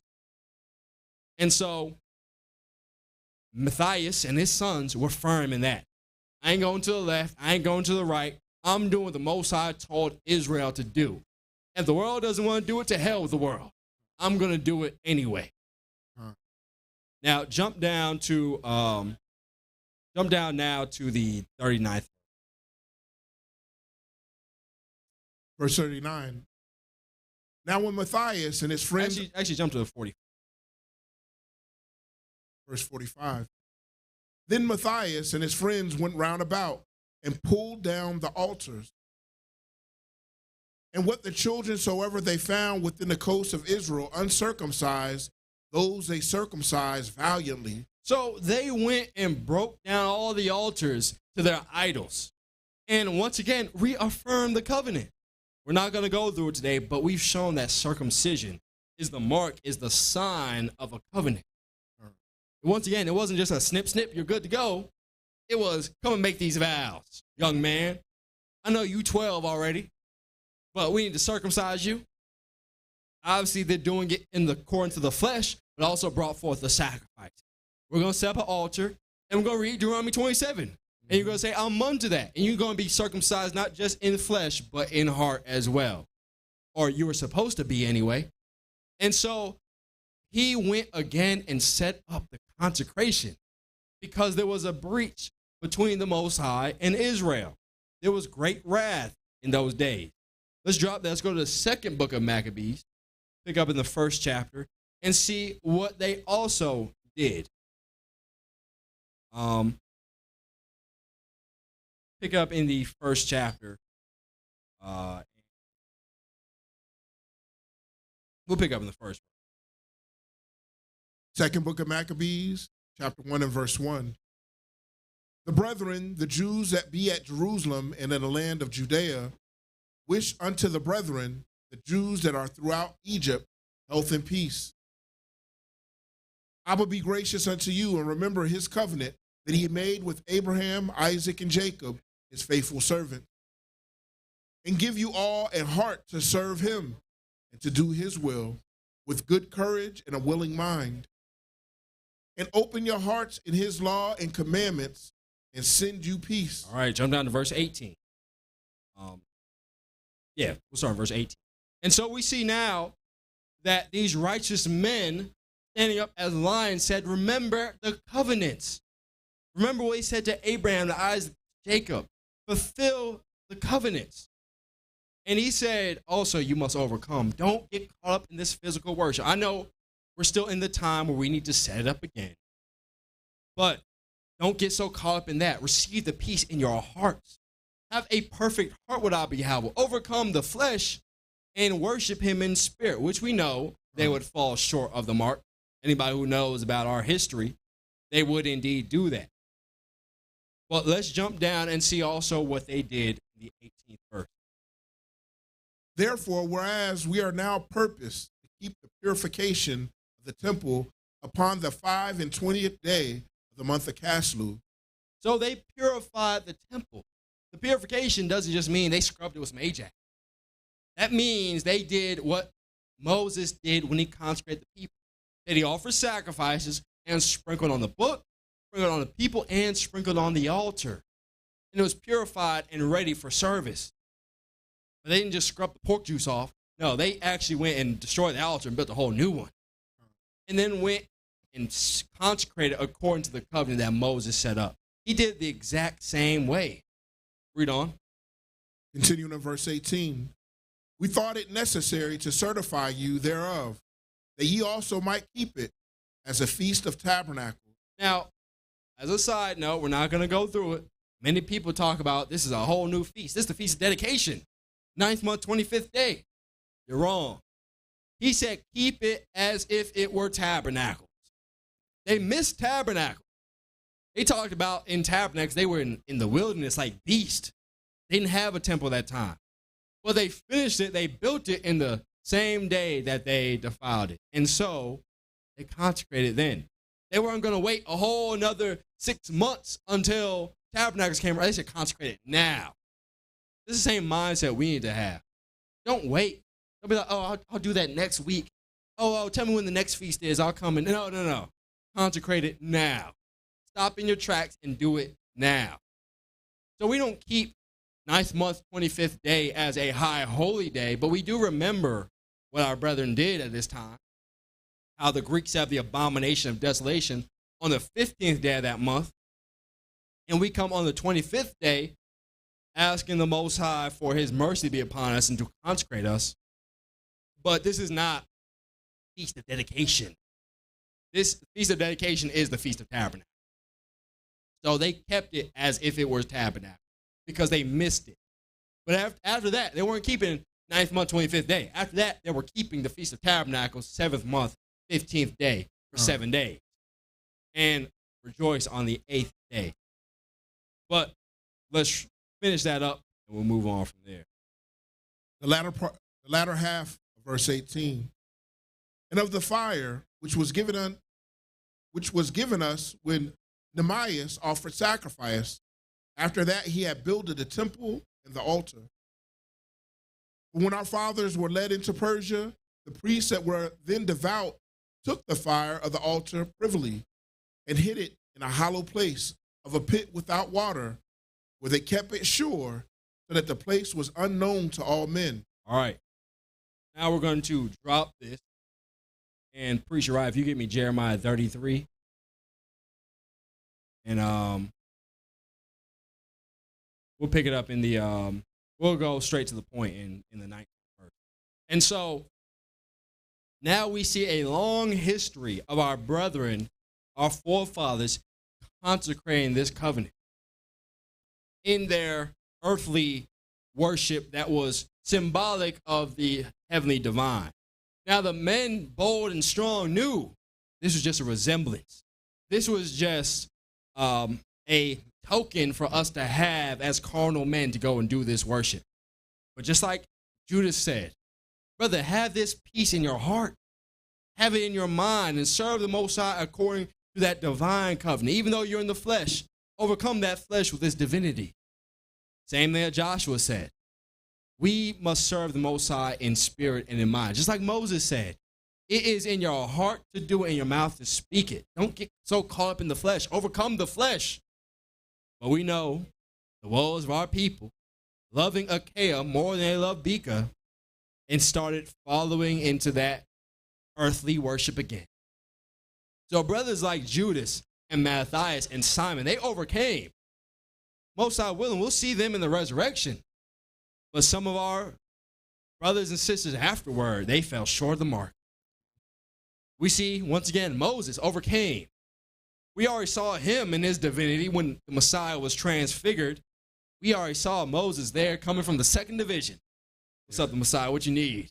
You need some encouragement in this flesh to overcome it? I'm here to do that, just like I did in my day.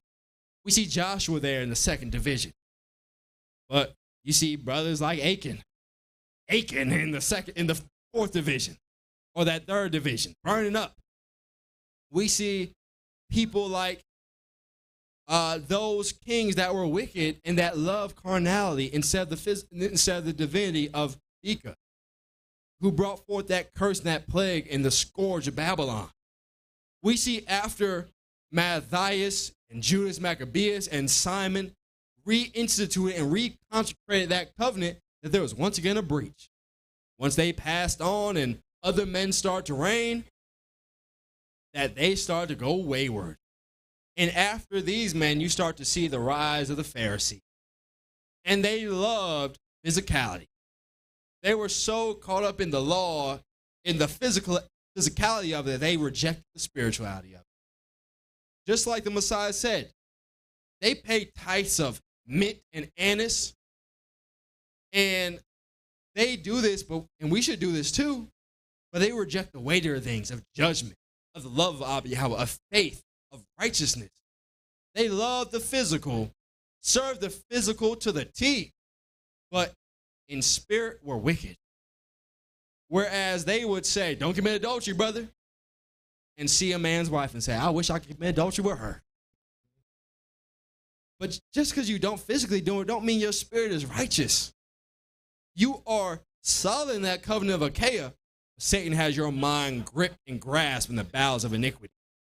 You have to reject that and move on to something righteous and something more than that, something more divine and heavenly than just this physical worship. And so many of our brothers and sisters fell short of the mark. And so all these people in their time had to continue to remain in the covenant of Moses.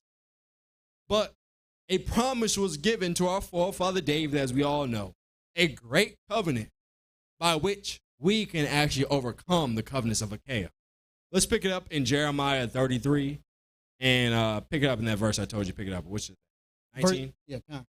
And the word of the Most High came into Jeremiah, saying, Thus saith the Most High, if ye can break my covenant of the day and my covenant of the night, and that there should not be day and night in their season. All right, so now Most High is saying something beautiful. When did he make a covenant with the day and the night? Before Adam even came on the scene, he had a oath with the sun and the moon. Don't you stop rotating and bringing forth the day watches and the night watches upon the earth. He set this covenant before Adam was even fashioned. Let's read on. And that there should not be day and night in their season, then may also my covenant be broken with David, my servant. The covenant that I'm giving to David is going to be just like that covenant Biqa given to Adam. If you can break that covenant that I made even before Adam was made, if you can go up and stop the sun, if Satan can go up and stop the sun, which I'm sure he's trying to do, he got the nations like, hey, go and alter times and seasons. He can't go and actually physically stop the sun, but he can go and say, no. First month is going to be January. We're going to do first month with the winter solstice. Now, he hasn't stopped the sun, the moon from bringing forth the night and the day watches. He hasn't stopped the sun, the moon from bringing forth the true seasons, but he has the world coming and telling you what the seasons are, and you are trying to worship the Most High according to that. They haven't broken the covenant, but Satan is trying, but he is unsuccessful in it. And if you can break that divine covenant that was here before Adam, then you can break this Adamic covenant. Essentially, you can't break it. This is what the Most High is saying. Let's read on. Read 21 again. Yeah. Then may also my covenant be broken with David, my servant, that he should not have a son to reign upon his throne, and with the Levites, the priests, my minister. So he is affirming that David's covenant, once again, is similar to that divine angelic covenant, that covenant of Biqa that was given to Adam. Now, we're still physical, worshiping in a divine covenant. So we still take physical things like the bread and the wine, the oblations, or 4-hour oblations, but the oblations themselves are divine and heavenly. And this is what we must attain to. We must join in this covenant of Adam, or covenant of David, because it is just like the covenant of Adam. If we can overcome the fleshly ways of this world, then we can enter and eat of the tree of life. Let's drop that and go and see what David was talking about. Let's go to, let's first go to Isaiah 10. Actually, I think it's Isaiah 1. Rashim. Isaiah chapter 1, verse 10. And if you will get Psalms 51,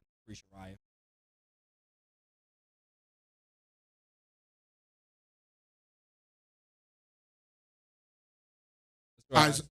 Yeah, go ahead. Isaiah chapter 1, verse 10. Hear the word of the Most High Abba Yahweh, ye rulers of Sodom. Give ear unto the law of our Abba, ye people of Gomorrah. To what purpose is the multitude of your sacrifices unto me, saith the Most High? I am full of the burnt offerings of rams, and that of fat of fed beasts, and I delight not in the blood of bullock, or the lambs, or he-goat.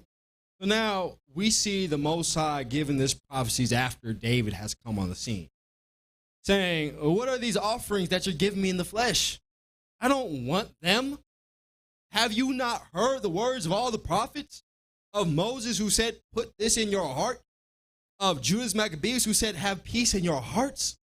Of David himself, what you're going to get to? I am done with these oblations. Now, once again, you have Satan putting you on the rat race, and some people saying, see, we don't give sacrifice at all. You have missed the mark. That is not what he is saying at all. Let's read on. Verse 12. When ye come to appear before me, who hath required this at your hand to tread my court? Bring no more vain oblations. Incense is an abomination unto me. The new months and Sabbaths, the calling of assemblies, I cannot away with. It is an iniquity, even the solemn meeting. Your new months and your appointed feasts, my soul hateth. They are a trouble unto me. I am weary to bear them.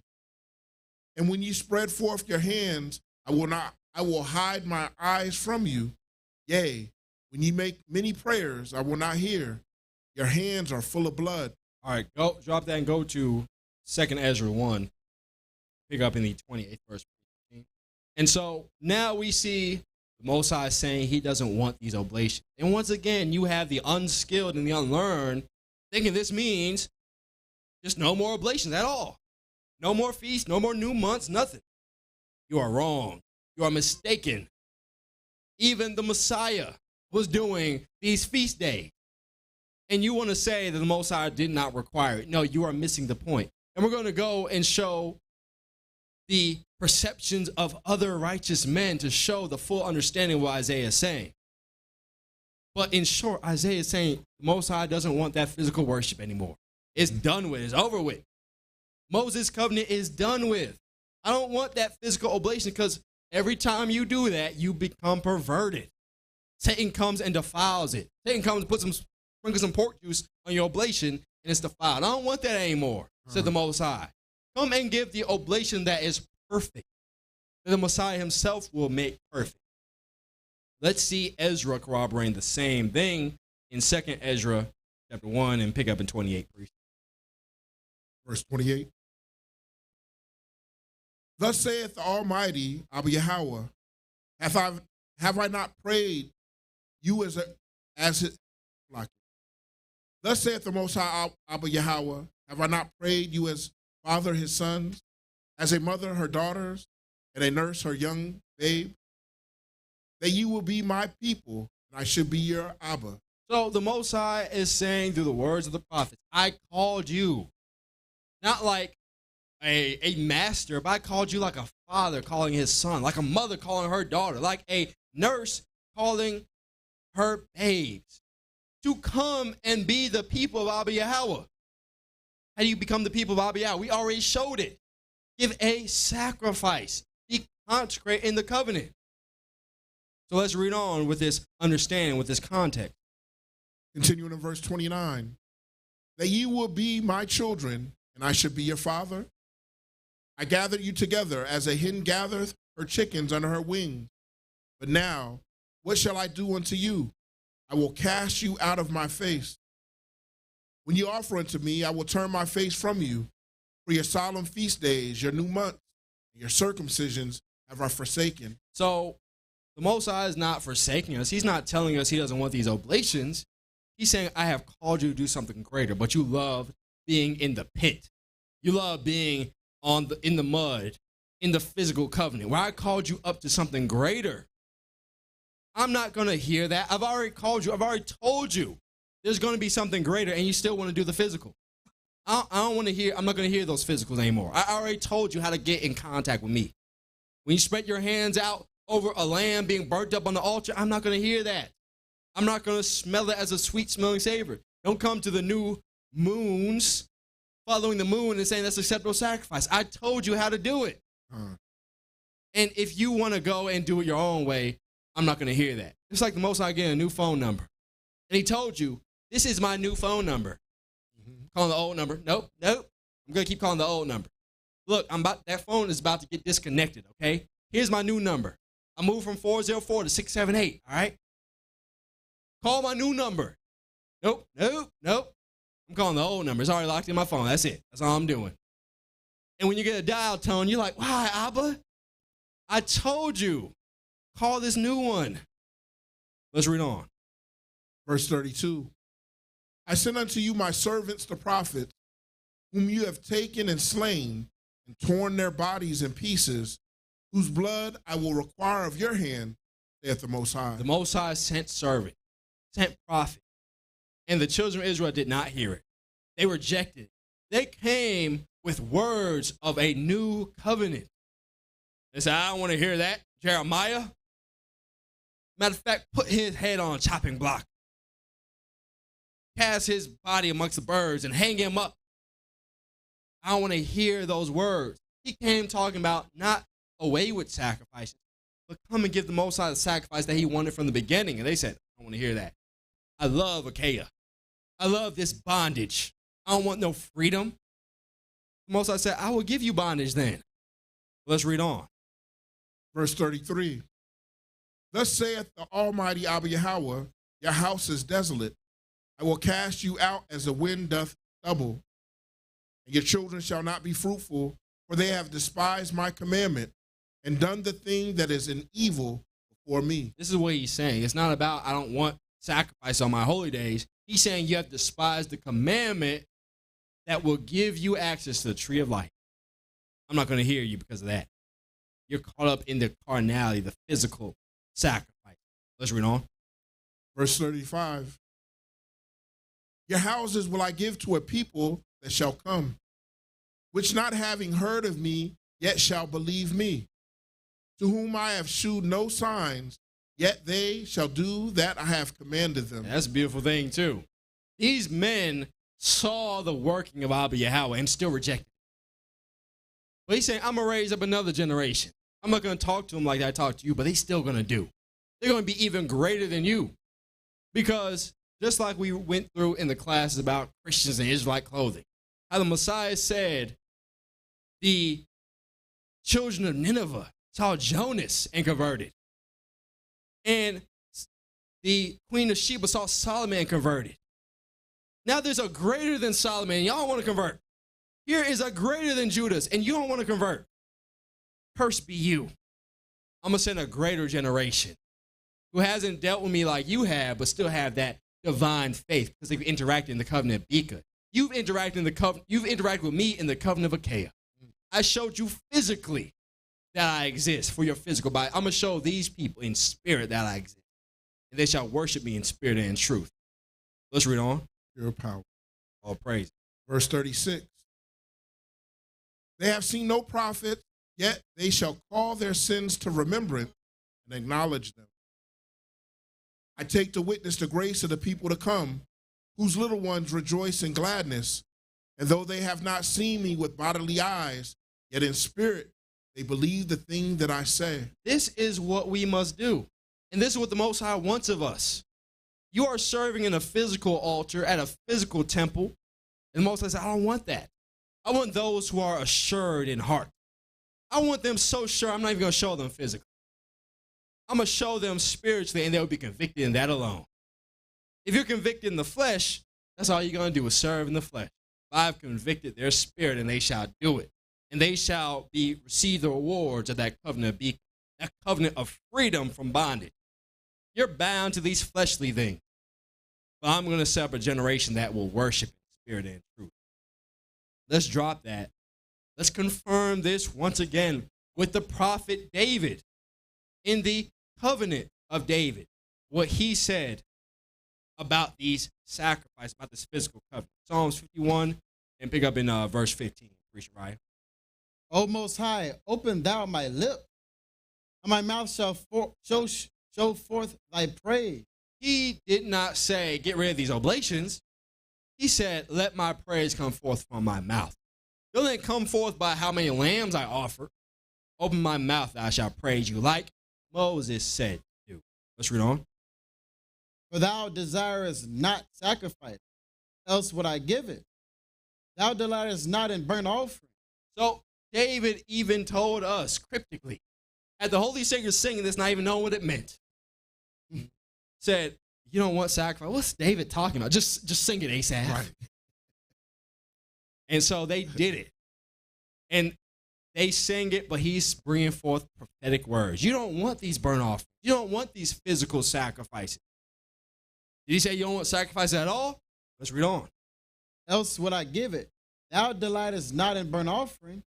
The sacrifices of Abiyahowa are a broken spirit. He said, no, there's still some sacrifice to be given, but it ain't physical. Come with the sacrifices in spirit. What else?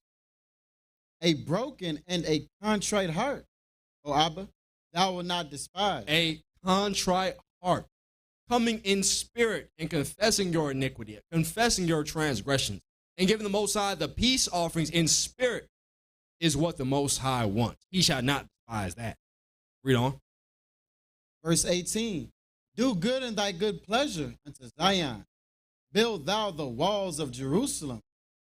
Then shall thou be pleased with the sacrifices of righteousness, with burnt offering and whole burnt offering. Then shall they offer bullocks upon thine altar. All right, so he said, this shall be as bullocks on the altar. He's not saying no sacrifices. He's saying there's greater sacrifice. Tap into the heavenly divine sacrifices in the covenant Biqa. These physical ones are limited. Once again, we saw the vulnerability of it. The priest talked about how Moses forgot to circumcise on the 8th day. And with just minutes to spare, it happened. But before then, that death angel, sin, was ready to come and destroy Moses. We saw how one man threw off the whole trajectory of the children of Israel. Achan came and took a garment, Babylonian, and brought forth a plague amongst the whole children of Israel. But that doesn't happen to those who are divine. Why do you need a garment? You don't wear a garment. You're clothed with light. Like Adam said, I used to be like an angel, just light in this flesh. Most I had to show him how to make clothes. There is no stealing clothes and getting cursed from it because angels don't wear clothes. They're not clothed like us. They got some clothes on, some royal garments, but it's all heavenly and divine, something we can't even comprehend. We saw even Adam eating the wrong sacrifice, but those that are consecrated to eat of the tree of life, they're not going to do that again. There is going to be no physical sacrifice because the angel doesn't need that. It's going to be all spiritual once again. This is what David is proclaiming the Most High wants. This is what all the men, all throughout even the physical covenants, told us. This is what the Most High wants. Let's drop that. And Preacher Rai, if you'll go to John chapter 4. We're going to pick up in the 16th verse. So now we're going to move on. As we read earlier in the beginning of this class in Revelations, how the Messiah said, I am the root and offspring of David. He came to consecrate David's covenant, a.k.a. Adam's initial covenant, that covenant of Biqa.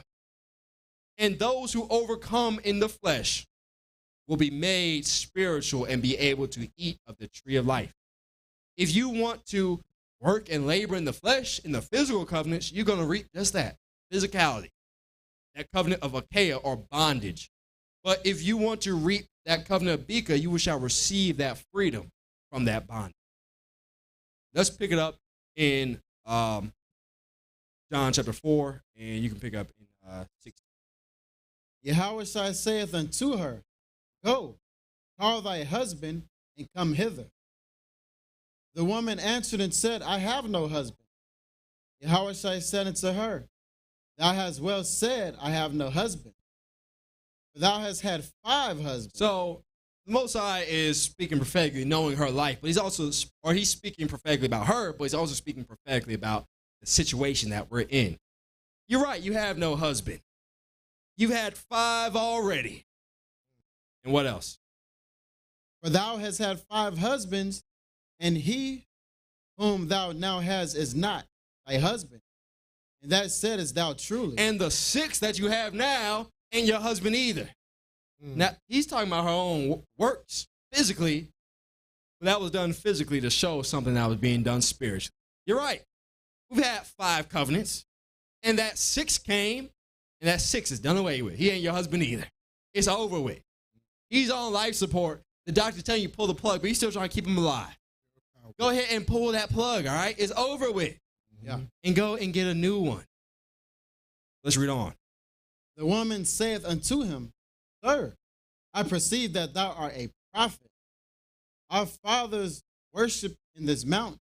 And he say that in Jerusalem is the place where men ought to worship. Yahweh saith unto her, Woman, believe me, the hour cometh when ye shall neither in this mountain nor yet at Jerusalem worship the Father.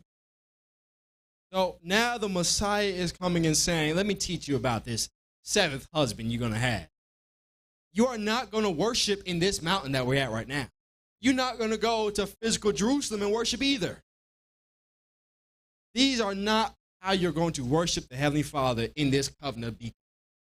We already showed that in classes before, in Jasher, how it talks about the mountain of Sinai, Jerusalem, that's the backyard to the divine place. To Mount Hermon, where the righteous were worshiping in that divine heavenly covenant. That's the backyard. We're in the backyard like a dog. You put the dog in the backyard in the doghouse. And we want to say, this doghouse is nice. This is great. No, we got something greater. Go to the big house and dwell there. The Most High is calling us to be the sons and not the servants. Servants live in the slave quarters on the backside of the property. And we want to talk about this slave quarter is great. No, come to the big house with the master and dwell there. And it shall be even greater than you can even imagine. Let's read on. Verse 22. Ye worship, ye know not what. We know what we worship, for salvation is of the Jews. But the hour cometh, and now is, when the true worshipers shall worship the Father in spirit and in truth. So the true worshipers shall come, and they shall worship Abba Yahweh in spirit and in truth, not in flesh, not by physically offering sacrifices anymore, but in your mind that you may do it, in your mouth that you may speak, or your mind that you may think on, in your mouth that you may speak, under the truth, which is the Messiah, the Prince. This is how the true worshipers shall come. And if you're not doing that, you're still trapped in that earthly physical covenant. And you must come and be consecrated in this covenant to access the covenant beacon. To be saved when the Messiah comes with that reward. Yes, we are still physical. But the Most High is coming on the earth to see faith. See those who are working that work. And if you have, even in the flesh, rejected it and entered into that spiritual realm, the Most High shall reward you with spiritual things. But if you love the flesh and you operate in that, the Most High is going to reward you with achaia, with bondage and destruction. Let's drop that and let's go back to Hebrews 9. Shariah. We will pick it up where you left off. We started from the beginning in verse 10. Verse 10, which stood only in meats and drinks and diverse washings in carnal ordinances imposed on them until the time of Reformation. So Paul is even telling us that this covenant, Moses' covenant, had carnal ordinances placed on them until a certain time. We always like to see words in the Bible like forever, and we think they're super concrete. But you got to understand that in context. Forever in the scripture doesn't always mean forever. It means until an appointed time. So even though David came on the scene, Moses' covenant was still ongoing. He had a certain time period to fulfill, as Paul was saying, until the time of Reformation. And so, read that verse again. Which stood only in meats and drinks, and diverse washings, and carnal ordinances imposed on them until the time of Reformation. So they had carnal ordinances upon them until the time of Reformation. And that time has come already. That time has come and went. The Messiah came and instituted that and brought forth the Reformation for us to leave Achaia and be consecrated into Biqa. And for those who are not embracing it, you are doing yourself a disservice. Read on, priest. But the Messiah, being come in high priest of good things to come, by a greater and more perfect tabernacle, not made with hands, that is to say, not of this building. We are to go to a perfect, more perfect tabernacle that is indeed perfect. The physical one was not. It can be perverted. Once again, it was done many times. And they had to destroy it, build it again, tear it down and build it again, and tear it down again and build it. How many times are you going to do that? That is the bondage and the limitation of the flesh. How many iterations of the heavenly tabernacle were there? It wasn't. There's one. Most High made it in the beginning, and that's been it since the beginning of days. Most High didn't tear down the heavenly one and build it up again, and then tear it down. And no, you only do that for a fleshly covenant that Satan has authority over. This heavenly divine one has been here since the beginning and is from the beginning. We see that corroborated by the precepts of our great forefathers. When Enoch saw the temple, it's the same temple that Noah designed the ark off of. It's the same one that Abraham saw. It's the same one that Moses came and built as well on the earth. It's the same one that Solomon came and reconstructed, that he got from his forefather David, who got it from the Spirit. It's the same one that Ezekiel saw. It's the same one that John saw in Revelation. And they had to see it and bring it back on the earth so they could build it again. But that heavenly one remained the same from the beginning of days. That is that divinity that I want to be a part of. If you're a part of that temple, you're going to be just like that temple, never ending. You're always going to be there. But in the flesh, that temple has come and went on multiple occasions. Forsake that, the temporal nature of the flesh, and come and receive the divinity of the covenant. Let's read on, priest. And then if priest, you go to Acts chapter 2. Verse 12.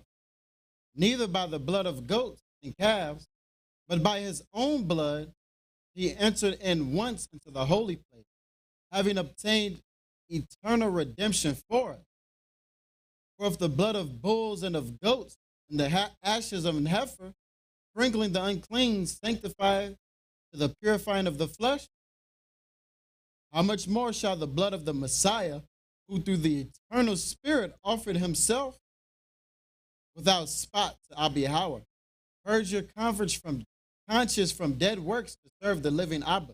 So if in Moses' covenant, the blood of bulls and goats was acceptable for the purification of the physical temple, how much more shall this man who came from the heavens, who was divine, consecrate a divine covenant for us to engage in, where you don't just clean out something physical. You're not like the Pharisees clean out the outside of the cup, but they clean the outside and the inside of the cup, where our conscience is purified to enter into the covenant of Biqa. Now, if we go through the remainder of Hebrews 9, well, we might as well go through it to show how this was done through that same type of consecration that we read about earlier, that all of our forefathers were doing. Let's read on. Verse 15. And for this cause, he is the mediator of the New Testament, that by means of death, for the redemption of the transgressions that were under the first testament, they which are called might receive the promise of eternal inheritance. We may receive the promise of an eternal inheritance. All the inheritance of our forefathers was temporary. If Aaron was called to inherit the temple of the Most High and the nation come and destroy that, that was temporary. But if the Messiah consecrated a testament, a covenant where we can access the heavenly divine covenant of Biqa, that is eternal. Let's read on. For where a testament is, there must also of necessity be the death of the testator. So he's saying the same thing that we've been covering forever. Where there is a testament, aka a covenant, there must be a sacrifice given. If you're not giving a sacrifice, there is no covenant. And it's the same thing in this new covenant. You're not just going to wake up one day and be in Biqa. You're going to have to do something. You're going to have to do what our forefathers did. Bring forth the book.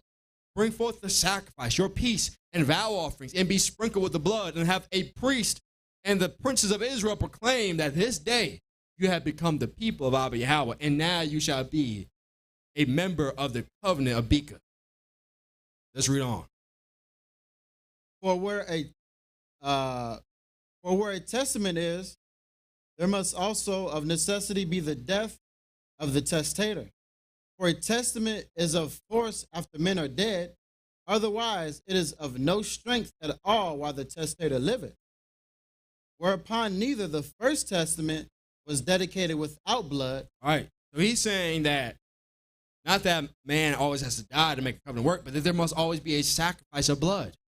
And if there's no blood shed for a sacrifice for consecration, then your covenant is of no effect. There is no strength in it. Just like David. David was promised the covenant. And look what happened when they were carrying the ark. And he said, Most High promised me a covenant. I'm going to get all Judah carrying this ark, doing this physical worship. And then when one of his uncles touched that altar, that ark of the covenant, he was put to death immediately. There was no strength in this covenant because there was no sacrifice yet. There was no blood shed for that covenant. They say, I got to go back to Moses for now. I know the promise was given to me, but just like Abraham, who didn't receive the promises, but was given them, was promised that, and was persuaded by them and lived through them. He didn't receive the inheritance that was promised to him, but his children would, his offspring would. It's the same thing with David. He didn't physically receive it, but it was promised to him and he was persuaded thereby. Until that blood of the covenant was shed. Let's read on. For when Moses had spoken every precept to all the people, according to the law, he took the blood of calves and of goats with water and scarlet wool and hyssop, and sprinkled both the book and all the people, saying, This is the blood of the testament which Abba Yahweh hath joined unto you. All right, so now we see Paul recounting back to what Moses did to consecrate the covenant, comparing it to this divine covenant, Biqa, saying that it's done the same way. You just get rid of the physical sacrifice and bring forth the divine heavenly sacrifice. Let's read on. Moreover, he sprinkled with blood both the tabernacle and all the vessels of the ministry, and almost all things are by the law purged with blood, and without shedding of blood is no remission. It was therefore necessary that the patterns of things in the heavens should be purified with thee. So he said it's necessary that the heavens be consecrated, or the heavenly covenant be consecrated in the same exact way, but with different sacrifices. Read on. But the heavenly things themselves with better sacrifices than these. But with better sacrifices. Moses brought forth oxen. Joshua brought forth oxen. Nehemiah brought forth goats and bullocks. These Judah's Maccabees did the same thing, bringing forth a physical sacrifice on a physical altar, consecrating them again in Moses' covenant. Forewarning them, though, you got to overcome this and get into Biqa. I'm bringing forth a Achaia, but you got to overcome that. Just like the brothers showed. Moses, or the priest showed, I should say. Moses brought forth the tree of knowledge of good and evil. Clearly stated that. They said, choose life. Overcome this. But Paul is saying, just like they did that same consecration, we got to do the same thing in today's day. So the Messiah offered it once for the consecration of this covenant, for the activation of it. But we all must follow suit, just like our forefathers did. Joshua didn't say, oh, what Moses did was enough. Nehemiah didn't say what Moses did 500 years ago was enough. Jews Maccabees didn't say what Moses did 1,000 years ago was enough. They said we need to do it again and again and again and again. Moses even instituted on the 8th day of a newborn son, consecrate. A daughter as well, consecrate her on the 15th day. You must do this continually. And we already know what happened with the Messiah. He consecrated the covenant. As he said, darkness will cover the earth again. But the Most High sent forth the Comforter, the Spirit of wisdom, to bring all these things back to our remembrance. So if there was a breach, if there was darkness on the earth, we must consecrate the covenant again, just like our forefathers did. When Israel went into darkness, they said, come back and consecrate the covenant. Joshua got men, women, children, and the strangers together and said, you're going to get in this covenant. Nehemiah did the same thing. When Israel was separated, when the temple was destroyed, bring forth this consecration again. We must all follow suit. And we must all, just like Joshua did, men, women, children, babies, everybody got consecrated. We got to do the same thing. Everybody has to go through the same consecration, but with better sacrifice than these. Whole Acts, we're going to come back there, priest. Let's go to Galatians 3 and pick it up there. Keep reading. Yeah, you can go ahead. Okay, come on. Verse 24. For the Messiah is not entered into the holy places made with hands, which are the figures of the true, but into heaven itself, now to appear in the presence of Abba Yahweh for us. Nor yet that he should offer himself often, as the high priest entereth into the holy place every year with blood of others. For then must he often have suffered since the foundation of the world. But now, once in the end of the world, hath he appeared to put away sin by the sacrifice of himself. And as it is appointed unto men once to die, but after this, the judgment. So the Messiah was once offered to bear the sin of many, and unto them that look for him, and unto them that look for him shall he appear the second time without sin unto salvation. All right. Now we see the Messiah consecrated this covenant by shedding this heavenly divine blood to consecrate the covenant Biqa, give us access to it. But that doesn't mean we're all covered in the blood. You must do something just like all our forefathers did. If you were not circumcised, you would not partake in the worship of Abba Yahweh. And so they had to do the same thing. And we'll show that, we'll prove that. Many people read this in error and think, I did it once and we're all good. But if he did it just like Moses did Moses do it once and we were all good? Absolutely not. He did it once, and then Joshua did it. And then Nehemiah did it. And many saints afterward did it. We must all follow suit. If you don't enter into this covenant, if you don't keep the commandments, he's commanded us to come and serve in this covenant Biqa, you are not going to receive it. You must actually do something. Let's drop that. Let's go to Galatians 3 and verse 24. Wherefore the law was our schoolmaster to bring us unto the Messiah, that we might. He is telling us that Moses' covenant was a teacher for us, to teach us what the Messiah was going to do. You see that the Messiah was doing the same thing that our forefathers from before were doing, but rejected physical and brought forth that divine heavenly worship. Let's read on. That we might be justified by faith. Verse 25. But after that faith is come, we are no longer under a schoolmaster.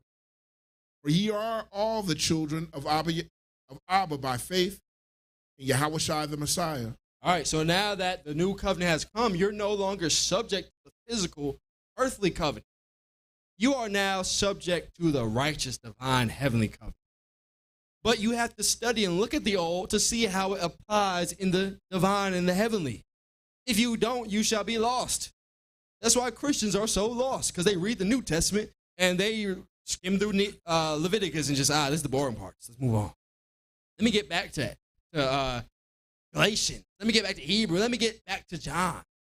Well, if you read that without the understanding of where we came from, you will be in perpetual servitude of that earthly covenant, of the deception of Satan. Let's read on. Verse 26. Actually, let's drop that. Now let's go to 1 Peter 2. Pick up in the 5th verse. Ye also, as lively stones, are built up a spiritual house, a holy priesthood, to offer up spiritual sacrifices acceptable to Abba by Yahushua the Messiah. So this is once again Peter speaking, telling us what we must do in this covenant of Biqa. Come and give spiritual sacrifice. Aaron is not going to make them acceptable. Phineas is not going to make them acceptable. Onias is not going to make them acceptable. But the high priest, the Messiah, the Prince is, because he is the mediator over this divine covenant of Biqa. This is what we must do to enter and tap into that. But if you're caught up in Moses, you are going to be serving the flesh where Satan can deceive you, and he will indeed deceive you. You are not stronger than our forefathers that came before us. All of us are weaker. They saw the Heavenly Father with their own eyes. Hezekiah saw the sun turn back. How many of us have seen that? Yeah. And you think you're going to be stronger than his son? Than Manasseh, who came and set the abomination of desolation? Hezekiah came and told him, son, the Most High extended my life. Obviously, he had Manasseh. Matter of fact, he had to have had Manasseh before then. I don't think he had Manasseh in his old age when he only had 15 years left. He brought forth Manasseh and showed him, you see the sun turning back, Manasseh. You see it. Manasseh still said, I'm going to set the abomination of desolation, though. You think you're stronger than Manasseh? You think you're stronger than Ahaz? Brothers who are connected? You think you're stronger than Solomon? In his old age, he turned away from the covenant. You are mistaken. These all have fallen short of the mark in that covenant of Biqa. The only way you will be stronger than these brethren if you accept that covenant of Biqa and be consecrated by the blood of the Messiah, the Prince. The same way Moses did it, but in a divine service by offering sacrifices that are spiritual. Read that verse again. Verse 5, 1 Peter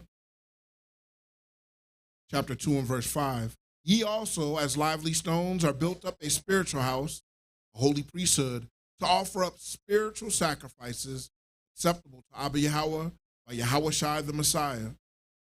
Wherefore also it is contained in the scripture. So we'll drop that. We'll go to Acts 2 now. We see Peter, once again, keep in mind, this is Peter's writing, because we're going to go and see more of Peter's actions. He's the one telling us we need to give spiritual, divine, heavenly sacrifice. And so now let's drop that. Let's go to Acts 2, and we'll pick it up in the 32nd verse. Then Yahushua hath Abba raised up, wherefore we all are witnesses. So the Messiah came, consecrated this covenant through his flesh, and was resurrected, just like we are to be. And these apostles, Peter, witnessed it, saw it. We're that generation who hasn't physically seen it like they did. But just like he said to Thomas, yeah, flesh and bone has revealed it to you. But blessed are those who receive it and bear witness of it in spirit, worshiping that covenant of Biqa. You're still operating in the Achaia. Blessed be those that operate in Biqa. Let's read on. Verse 33. Therefore, being by the right hand of Abba exalted, and having received of the Father the promise of the Holy Spirit, he hath shed forth this, which ye now see and hear. For David is not ascended into the heavens, but he saith himself, the Most High Abba Yahweh said unto my Lord, sit thou on my right hand until I make thy foes thy footstool. So he's quoting David, who brought forth the covenant and said, David didn't ascend to heaven and consecrate this heavenly covenant, but the Messiah indeed did.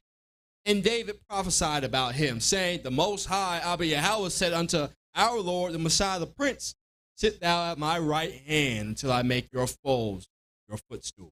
Let's read on. Verse 36.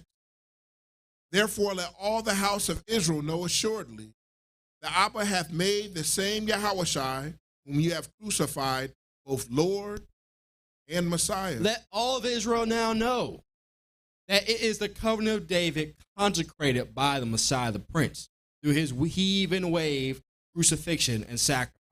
Made him both the Lord that David was talking about and the anointed Messiah, the high priest. Let's read on. Verse 37. Now when they heard this, they were pricked in the heart, and said unto Peter and to the rest of the apostles, men and brethren, what shall we do? So when they heard this, their hearts were pricked. They said, I got to do, what do we do? What are we supposed to do? They asked, how do I partake in this covenant of Biqa that you're talking about? David's covenant consecrated by the Messiah. Once again, they're asking for steps. They're asking for a method to make this happen. Peter comes and says, accept Jesus in your heart, brethren, and just say you love him, and you will be good. No, absolutely not. Let's see what Peter did. Read on. Verse 38. Then Peter said unto them, repent and be baptized, every one of you, in the name of Yahushua the Messiah, for the remission of sins, and ye shall receive the gifts of the Holy Spirit. So he said, repent, meaning change, convert from the sixth covenant to this new covenant, remove Achaia and accept Biqa, wash your hands and be baptized, and the Spirit shall come upon you and teach you the rest of the steps. He's not done yet. Let's see what else they did. Let's read on. Verse 39. For the promise is unto you, and to your children, and to all that are far off, even as many as the Most High our Abba shall call. And with many other words did he testify and exhort, saying, save yourselves from this untoward generation. Sounds very similar to what Nehemiah did. Said, separate yourself from this wicked generation. So they did that. And what else happened? Then they that gladly received his word were baptized. So they baptized. Anybody who knows our Hebrew culture, that ain't it. He didn't dunk them in the lake. He said, give me your hands, give me your feet. Wash your hands and feet because we're about to do something. Read on. And the same day there were added unto them about 3,000 souls. And 3,000 of them were added in that day, consecrated in the covenant. What else did they do? Verse 42. And they continued steadfastly in the apostles' doctrine and fellowship, and in breaking of bread and in prayers. They brought forth the meat offering and the drink offering for the consecration of the covenant. They didn't baptize and that was it. They said, baptize, I'm going to put this oil on you, and I'm going to bring forth this bread and this wine. Matter of fact, I'm going to read Deuteronomy 27, and you're going to say, Amen. And everybody said, Amen, gladly. And they broke bread, brought forth their prayers, and they were consecrated in the covenant.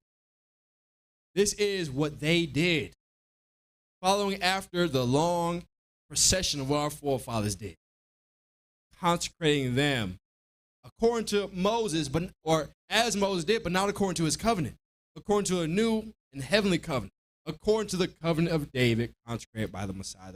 Let's read on. Verse 43. And fear came upon every soul, and many wonders and signs were done by the apostles. And all that believed were together and had all things common, and sold their possessions and goods, and parted them to all men, as every man had need. And they continued dwelling with one accord in the temple, and breaking bread from house to house, did eat their meat with gladness and singleness of heart. So why are they going house to house? Why are they going to every house? And why don't they just sit in the temple? Why not just have one communal place? Because there were more people who need to be consecrated. They were going to the house and say, hey, you need to be consecrated, brother. Let me teach you about the Most High. And they agreed, and they got consecrated. And they all joined, and more were added that day.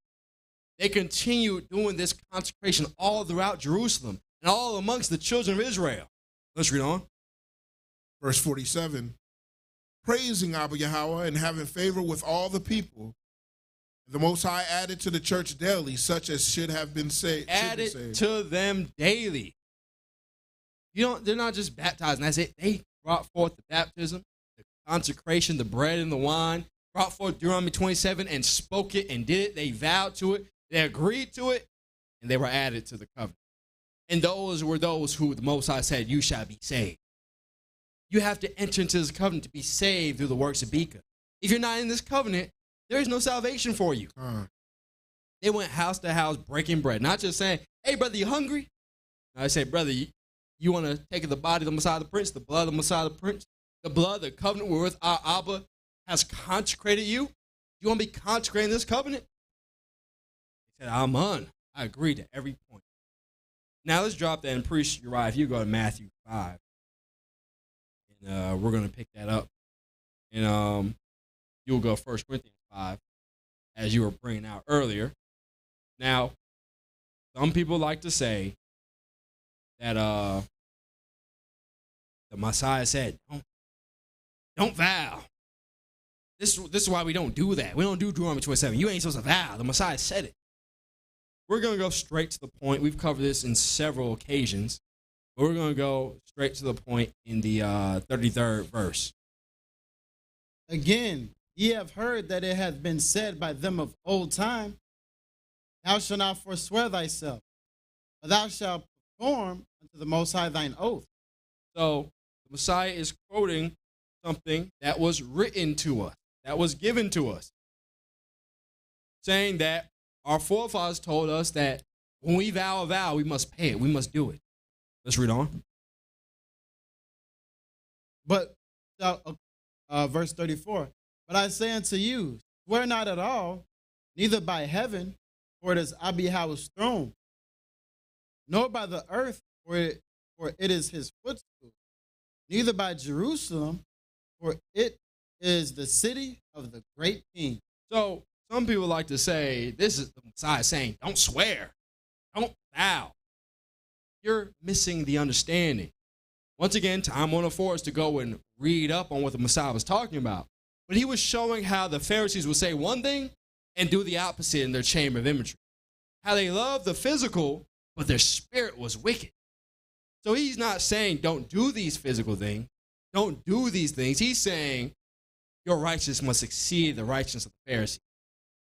Will they make great and boastful proclamations in their vow, saying, I vow by Jerusalem. I vow by the heavens and the earth. You got no power over that, brother.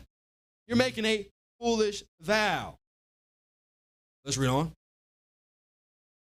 Neither shalt thou swear by the head, because thou canst not make one hair white or black. He's saying you got no power over these things that you're swearing by. You are asking for Satan to bring forth sin upon you by making these foolish vows. Let's hold that, Priest Uriah. Let's go to Ecclesiastes 5, what the Messiah was quoting. Actually, read the 33rd verse again. Then we're going to go to Ecclesiastes 5. You said 33rd verse? Yep, Matthew 5 and 33. Again, ye have heard that it hath been said by them of old time, thou shalt not forswear thyself, but shalt perform unto the Most High thine oath. All right, so what is he quoting? Let's go now to Ecclesiastes 5. We'll go straight to the point and pick it up in the 4th verse and see what the Messiah is referencing. Once again, showing you got to understand the Old Testament, to understand what the Messiah, what Paul, and all the apostles were bringing forth. Verse 4, when thou vowest a vow unto Abiyah, defer not to pay it, for he hath no pleasure in fools. So this is what the Messiah is quoting. You vow a vow, defer not to pay it. Read on. Pay that which thou hast vowed. Better is it that thou shouldest not vow than that thou shouldest vow and not pay. So this is what the Messiah is talking about. It's better that you don't vow than you vow and not pay. Let's read on. Suffer not thy mouth to cause thy flesh to sin. This is what the Messiah is talking about. Read it with its full understanding. The Pharisees understood the main concept. Don't be vowing. Or if you vow, make sure you pay it. But the Messiah is saying, do all of what Solomon was telling you to do through his wisdom. Don't make a foolish vow, and don't cause your mouth to make you sin. Yeah. You vow by the hair on your head. As long as my hair is black and beautiful, I will be upstanding.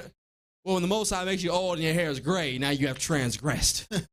You got no power over that. Don't make a foolish vow. Don't cause your mouth to cause your flesh to sin. Let's read on. Suffer not thy mouth to cause thy flesh to sin, neither say thou before the angel that it was an error. Wherefore should Abba be angry at thy voice and destroy the work of thine hand? Don't tell the angel it was a mistake. It was an error. I didn't mean to say that. I didn't mean to do. No, you vowed before Abba Yahweh. That's permanent. You can agree and promise to a man and break that promise. Move on in life. You can't break a promise to the Most High and move on in life. Your life will be over. And we've seen that time and time again. Your life is done. Don't vow to the Most High. Don't make these grandiose vows that you cannot keep up to. You cannot live up to. Let's drop that and go to Matthew 5th chapter again. But let's jump up to the 18th verse, priest. Verse 18. For verily I say unto you, till heaven and earth pass, one jot or one tittle shall in no wise pass from the law, till all be fulfilled. So the Messiah is saying, I'm not getting rid of all this. I'm fulfilling it. So when the Messiah is talking here in these later chapters, he's not saying, I'm getting rid of these old statutes, these old judgments, and these old words of wisdom. No, not at all. He's saying, I'm not changing one jot nor tittle. He's saying that I'm giving you that full understanding. Y'all served it according to Achaia, but I'm now teaching you how to serve it according to Biqa. The scriptures say, thou shalt not commit adultery. Don't commit adultery in the flesh or in your chamber of imagery. That chamber of imagery has to be fit to serve the Heavenly Father. If you thinking of some man's wife in your chamber of imagery, how are you going to be serving Abba Yahweh in it? Right. If the scriptures say, don't bring forth evil against your brother, don't lie in wait or receive payment, reward to slay him, don't lie in wait and go and smite him. And yeah, you might not do it in the flesh, but if your mind is always thinking, I hate that brother, I want to kill that brother. I'm not going to, because the covenant, but I hate that brother. You think you're righteous? How is that chamber of imagery right to serve Abba Yahweh when you're thinking on this wicked, this abominable act? It's not. So this is what he's talking about when he's talking about these vows. He's not talking about don't vow. He's not talking about don't bring forth Deuteronomy 27. Let's get the understanding of what he's talking about. We already showed it in Ecclesiastes. Don't cause your mouth, cause your flesh to sin. Now let's go down to the 37th verse, priest, and get a full understanding of what the Messiah is talking about. Then we'll go to 1 Corinthians 5. But let your communication be yea, yea, nay, nay. Let your communication be amen, amen, or don't do it at all. Don't add anything else to it. Read on. For whatsoever is more than these cometh evil. Anything more than this is going to bring forth evil. And we may think it's a great thing, but you can be bringing forth wickedness upon your head. Look, we said, don't swear by Jerusalem. When the priests bring forth the covenant and said, cursed be he who makes a grave and a molten image, or cursed be he who does not keep all the words of this covenant. You got to keep Passover and Feast of Unleavened Bread. You might be so happy and so elated. The Most High brought you in this covenant, gave you this understanding. You say, I'm going to go to the moon and back. I'm going to go to Jerusalem for you. Brother, what are you doing? Yeah, exactly. You're going to get a passport. Brother, you got some felonies. You ain't even leaving this country. But you vowed to the Most High, you're going to go to Jerusalem. You have caused your flesh to sin.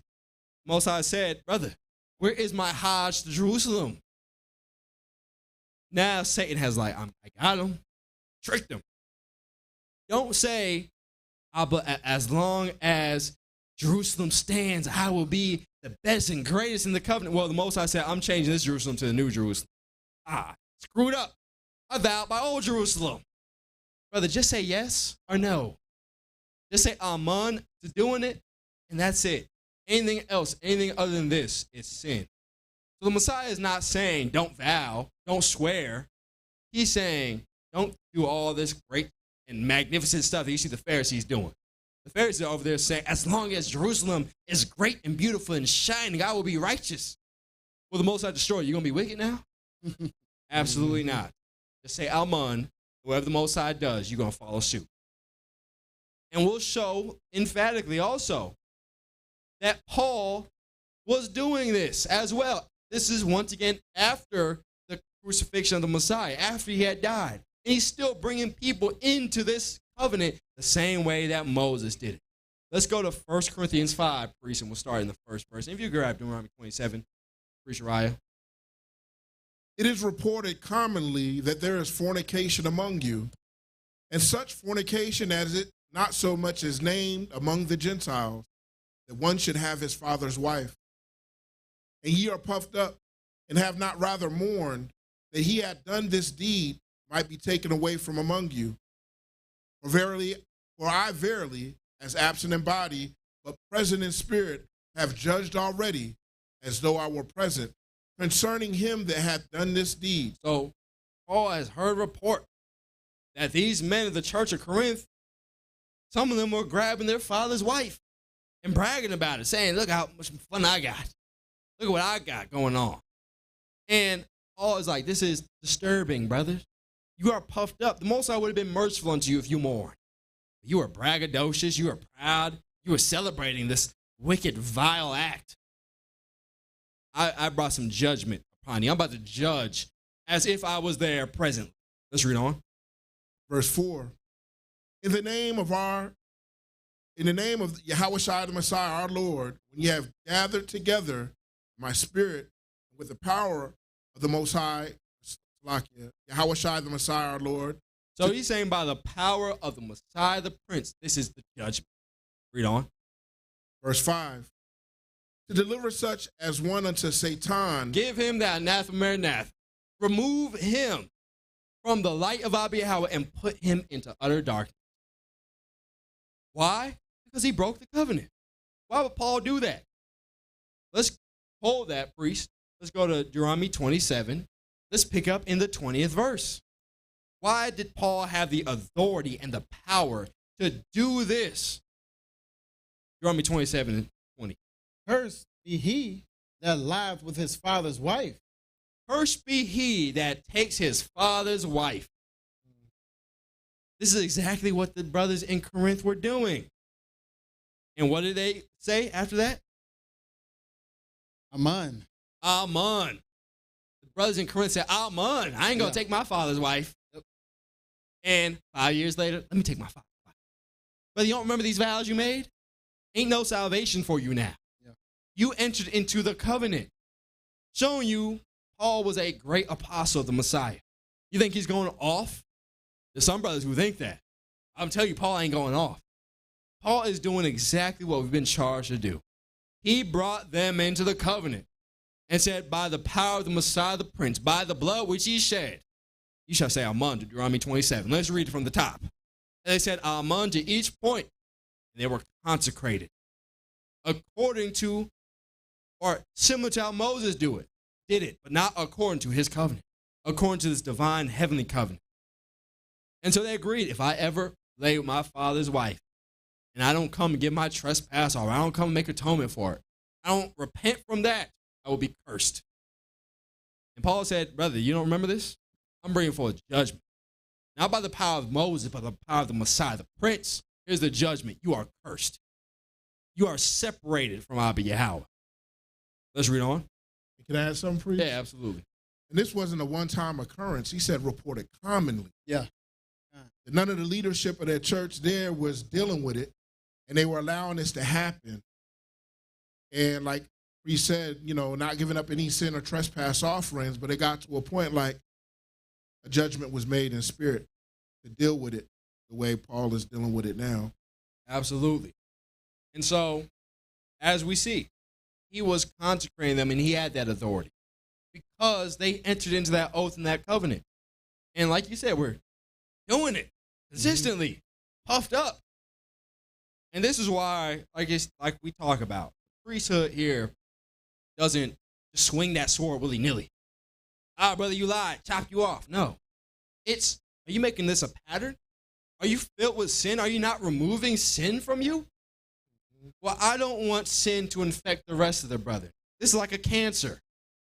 If you are not fighting that cancer, if your liver is not fighting that cancer, you got to chop apart that liver.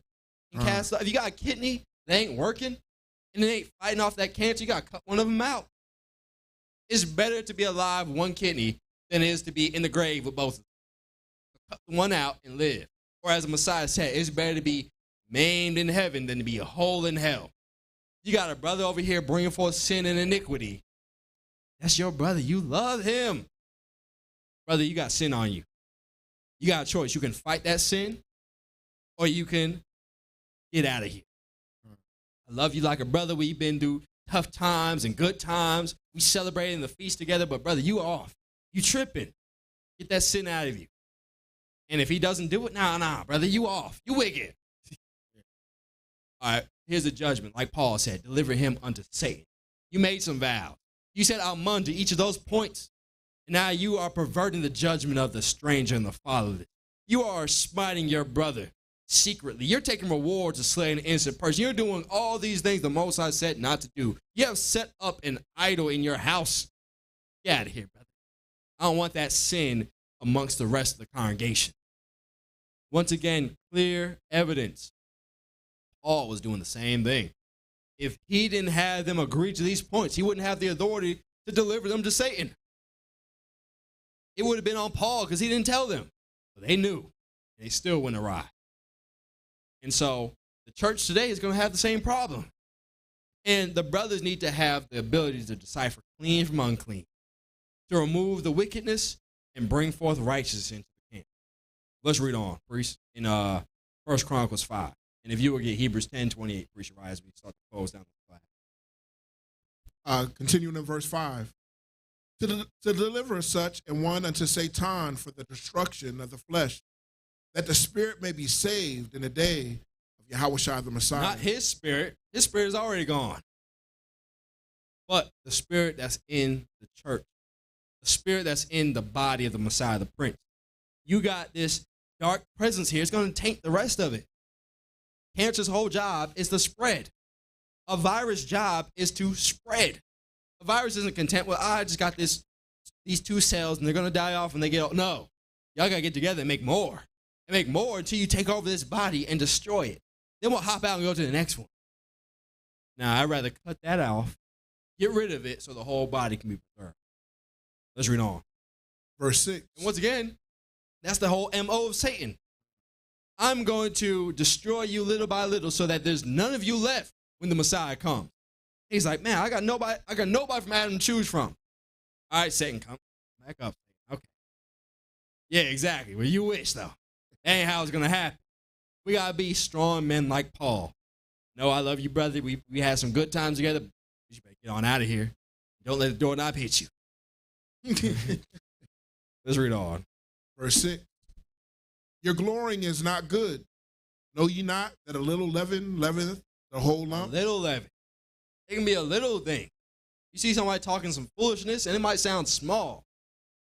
And I was, I don't celebrate Memorial Day, but my family had a little barbecue. I decided to go. Brother, that's a little leaven, all right? It's going to spread to something else, whatever it may be. Any little leaven is going to leaven the whole lump. That's Satan's game. Let me put a little bit in here. It's going to sound easy and smooth, but I'm playing chess so that 5 moves down the line, I can cause some great leaven. Let's read on. Verse 7. Purge out therefore the old leaven, that ye may be a new lump, as ye are unleavened, for even Christ, our Passover, is sacrificed for us. Purge out this old leaven. Purge out that old way of Achaia. You want to do that? You need to get rid of that. Be unleavened in this covenant of Biqa, this divine heavenly covenant. Just like the Messiah said, you clean out the outside, you look great on the outside, but your inside is filled with leaven and bacteria. Clean out the inside as well. Clean out your chamber of imagery so it can be fit to worship Abba Yahweh. Just like the Messiah was a sacrifice without spot, without sin, we got to be the same way. Read on. Verse 8. Therefore, let us keep the feast, not with old leaven, neither with the leaven of malice and wickedness, but with the unleavened bread of sincerity and truth. I wrote unto you an epistle not to company with fornicators. Listen, I've already wrote to you that there's fornicators and wicked ones in the world, that you should not keep house. Now he's coming adding to it. He's making an amendment to that. Read on. Verse 10. Yet not altogether with fornicators of this world, or with the covetous, or extortioners, or with idolaters, for then must ye need go out of the world. So if you go to them and keep company with them, you got to leave this righteous domain and go down in the world with them. You got to leave Biqa and go to Achaia. These people are like pigs in the mud. I'm not talking about anybody specifically, but that's the sentiment that they're in. And the Most High made you like a child in the house. Or let me say they're more like dogs.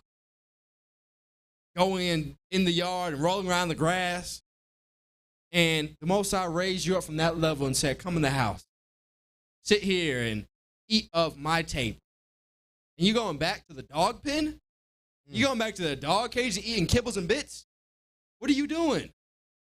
The Most High gave you 5-star meals in the big house. And you're going back to the dog house. What a shame. Don't do that. But Paul is saying, I'm going to bring an amendment to that. I'm going to add more to that now. Read on. Verse 11. But now I have written unto you not to keep company, if any man that is called a brother be a fornicator. But you might have brothers, people consecrated in the covenant, said amen, amen to each of these points and starts walking away from that. Moses said, or Paul said, that was your brother, right? Well, cut him off too. He has become a fornicator. He has become covetous. What else?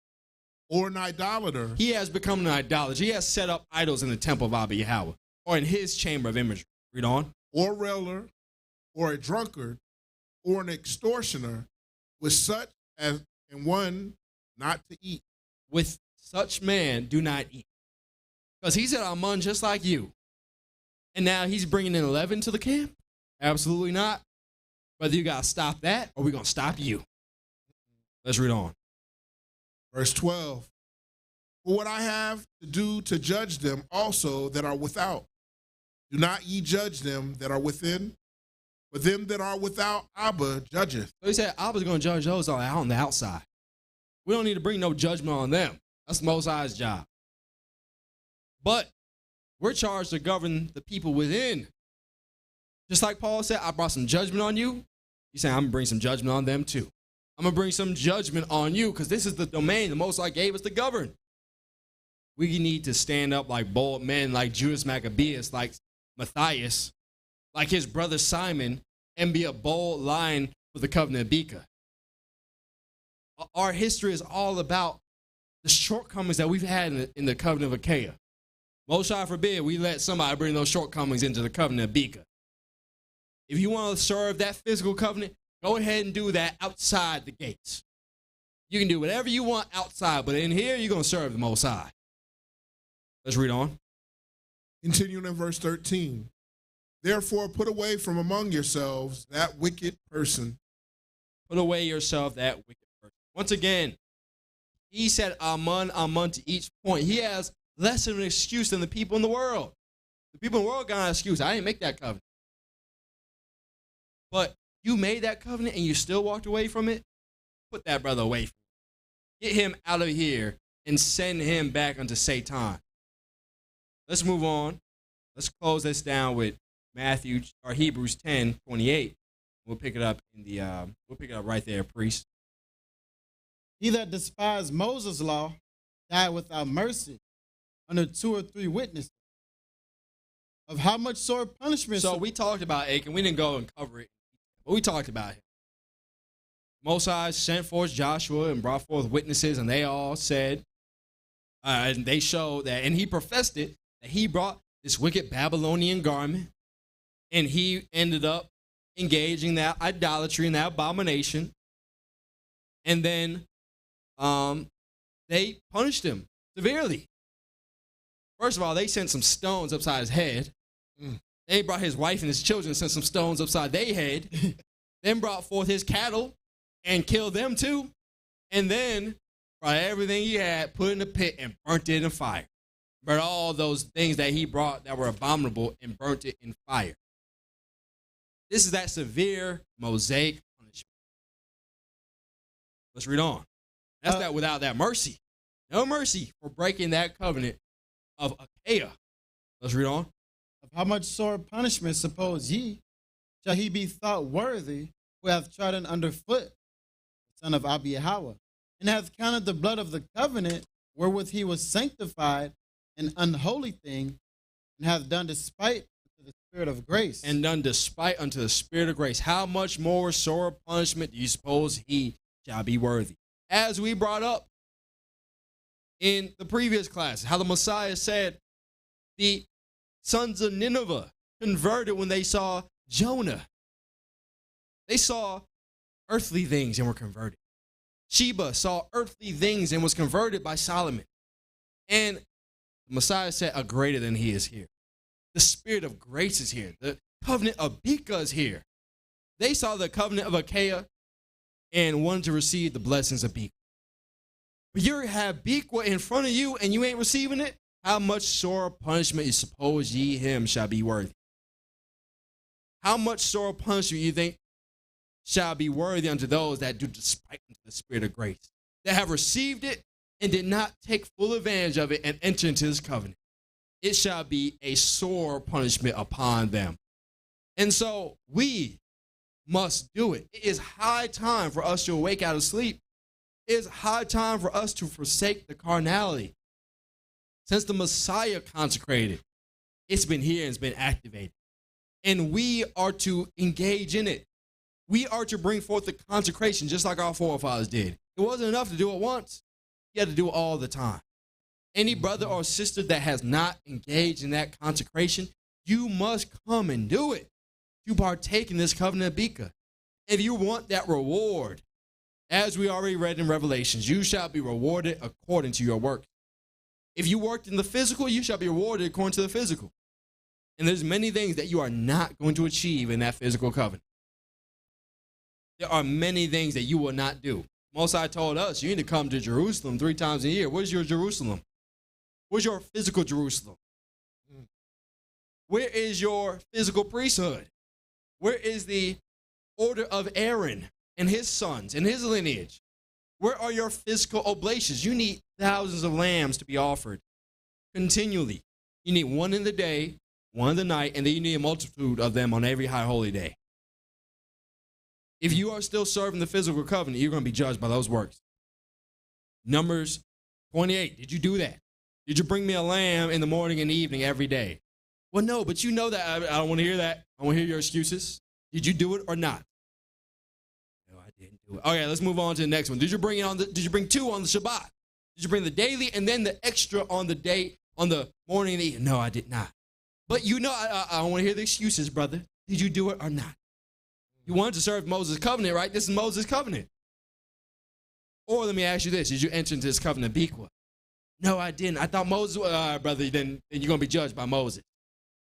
And he's going to come to the saints who have been consecrated to execute the covenant Biqa and say, did you come to the tree of life and offer it? Yes, we did, Abba. Did you bring your sin and trespass? Yes, we did. Did you offer them in spirit? Absolutely. Come and enter into paradise of Abba Yahweh. We must all be consecrated in this. And when the time of the Messiah comes, it's going to be too late. You must do it now. As it's written in Ezra, those who are clothed in white and receive the crown by the Messiah, the Prince, the Son of Abba Yahweh, confessed him in the world. They didn't confess him when he came. They confessed him before he came. And in doing so, you will reap your reward, the covenant of Biqa, and the inheritance given to Adam when he was created. So let us cast off the covenants of the earth, the earthly physical ways of worship that we cannot do, that even our great forefathers could not do. And let's embrace this heavenly divine covenant that we were instructed and created to do. So with that, we'll go ahead and close down the class and open up the floor for Q&A. If anybody has any questions, I'll be willing. The priest will answer them now. Anybody in the audience, we'll start there. And for anybody online, if you have any questions, you can go ahead and pose them in the chat. Most High willing, we will do our best, the Spirit of Most High, to answer them.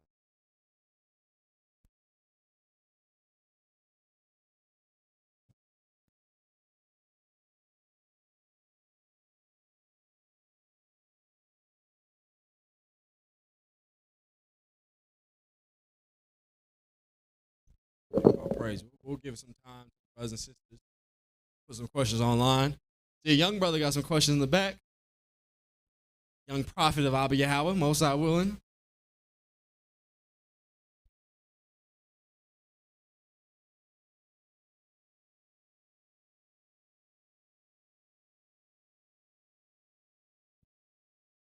Shalom, priest.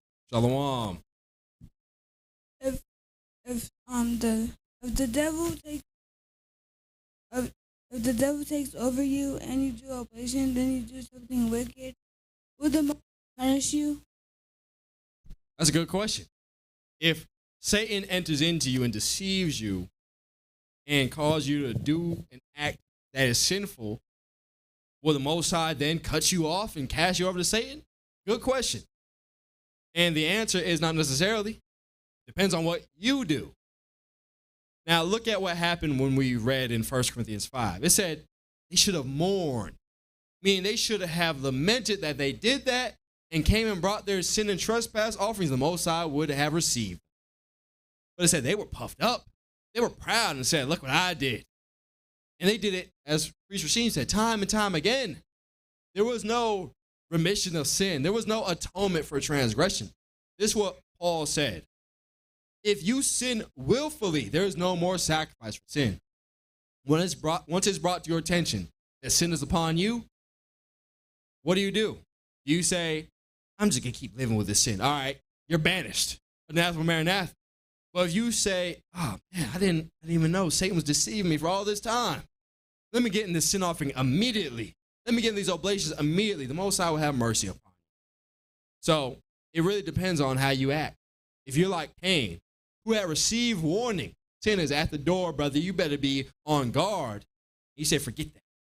And Satan calls you to kill your brother, yeah, you're going to get anathema, maranatha.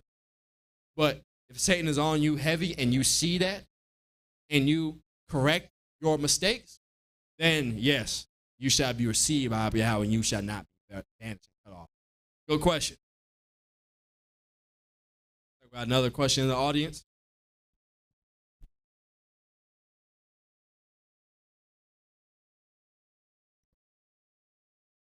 Our brother Hezekiah had a question. Okay. Any other questions in the audience?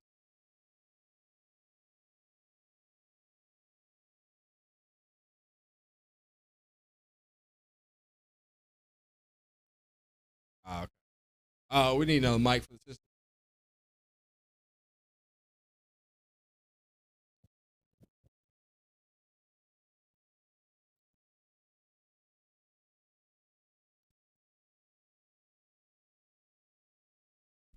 Having a little technical difficulty. Getting it. Shalom, priest. Shalom. Shalom. Excellent class. Praise the Praise Most to High. Abba. Really bringing a lot of things together. So I don't really have. I guess we're talking about the covenants that were given to Adam. These are all covenants that are in Akia, or was the covenant given to Adam initially that was in Biqa, and then the seventh covenant, so the last shall be first and the first will be last. Is the seventh covenant also a covenant of Biqa, or is it Biqa and Akia? Yeah. It's kind of the same, like I said, with Adam. He had two covenants, essentially. He was initially created in the covenant of Biqa, but as he started to fall, he started the processions of all seven of these covenants. And so those covenants were related to Achaia, under that dominion. Now, in this covenant, Most High is, once again, bringing it full circle. Adam was made divine and brought forth into the earth to serve as a physical man. We are coming in the opposite. We are physical, bound by Achaia, but we're leaving that and going to Biqa. And the covenant of David is the only way to do that. As the Messiah said, he has the keys of David to open up pits of hell and send us in there, or to open up the tabernacle in heaven and allow us to come in there. So the covenant of David is about us leaving Achaia and coming into Biqa. And can from the 1 Corinthians we were reading when Paul was judging the people, can you describe what a railer does? Is that similar to a reveler? Someone who's scoffing at the covenant? Can you describe that? Good question. These things that Paul is talking about is them breaking the vows that they made in Deuteronomy 27. So a railer is somebody who rails on his brother, somebody who comes and smites his brother. That was one of the things that we were told not to do in Deuteronomy. You hate your brother. And so you are going smiting him. You are going and afflicting your brother or bringing oppression on the poor and fatherless and widow. That's what a railer is, not just reveling like you're partying and celebrating real hard, even though that's wickedness because a lot of those celebrations are tied to idolatry. But this railing is talking about somebody who rails on his brothers or his sisters or rails on the people of the covenant, hates his brother in his heart, and goes to smite them, like it says in Deuteronomy. I think that's probably like the 24th verse. Deuteronomy 27:24. Wow. All praises, Yanabar.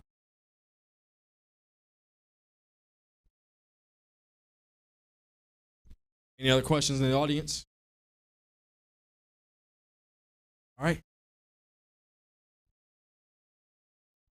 If there's no questions in the audience, we can go to questions online.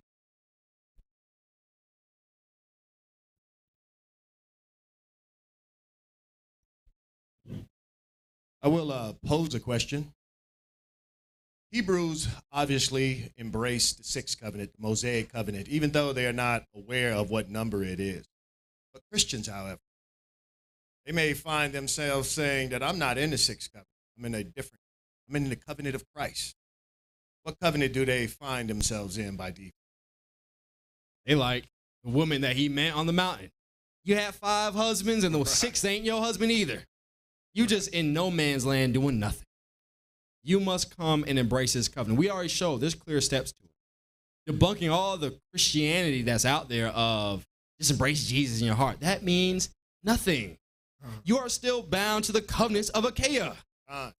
And so if you don't come and do exactly according to how the apostles did it, as Paul did it, bring forth the bread and the wine, wash your hands and your feet, read Deuteronomy 27 and say Amen to each point, you still bound to Achaia.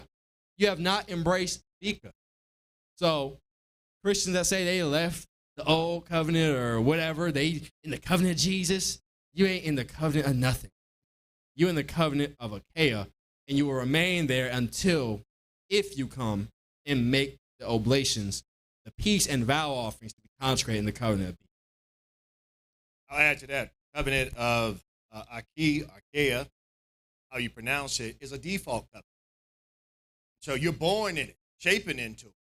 And so you can say whatever you want to say afterward, but the mission is not to try to reestablish that covenant. It is to ascend out of it.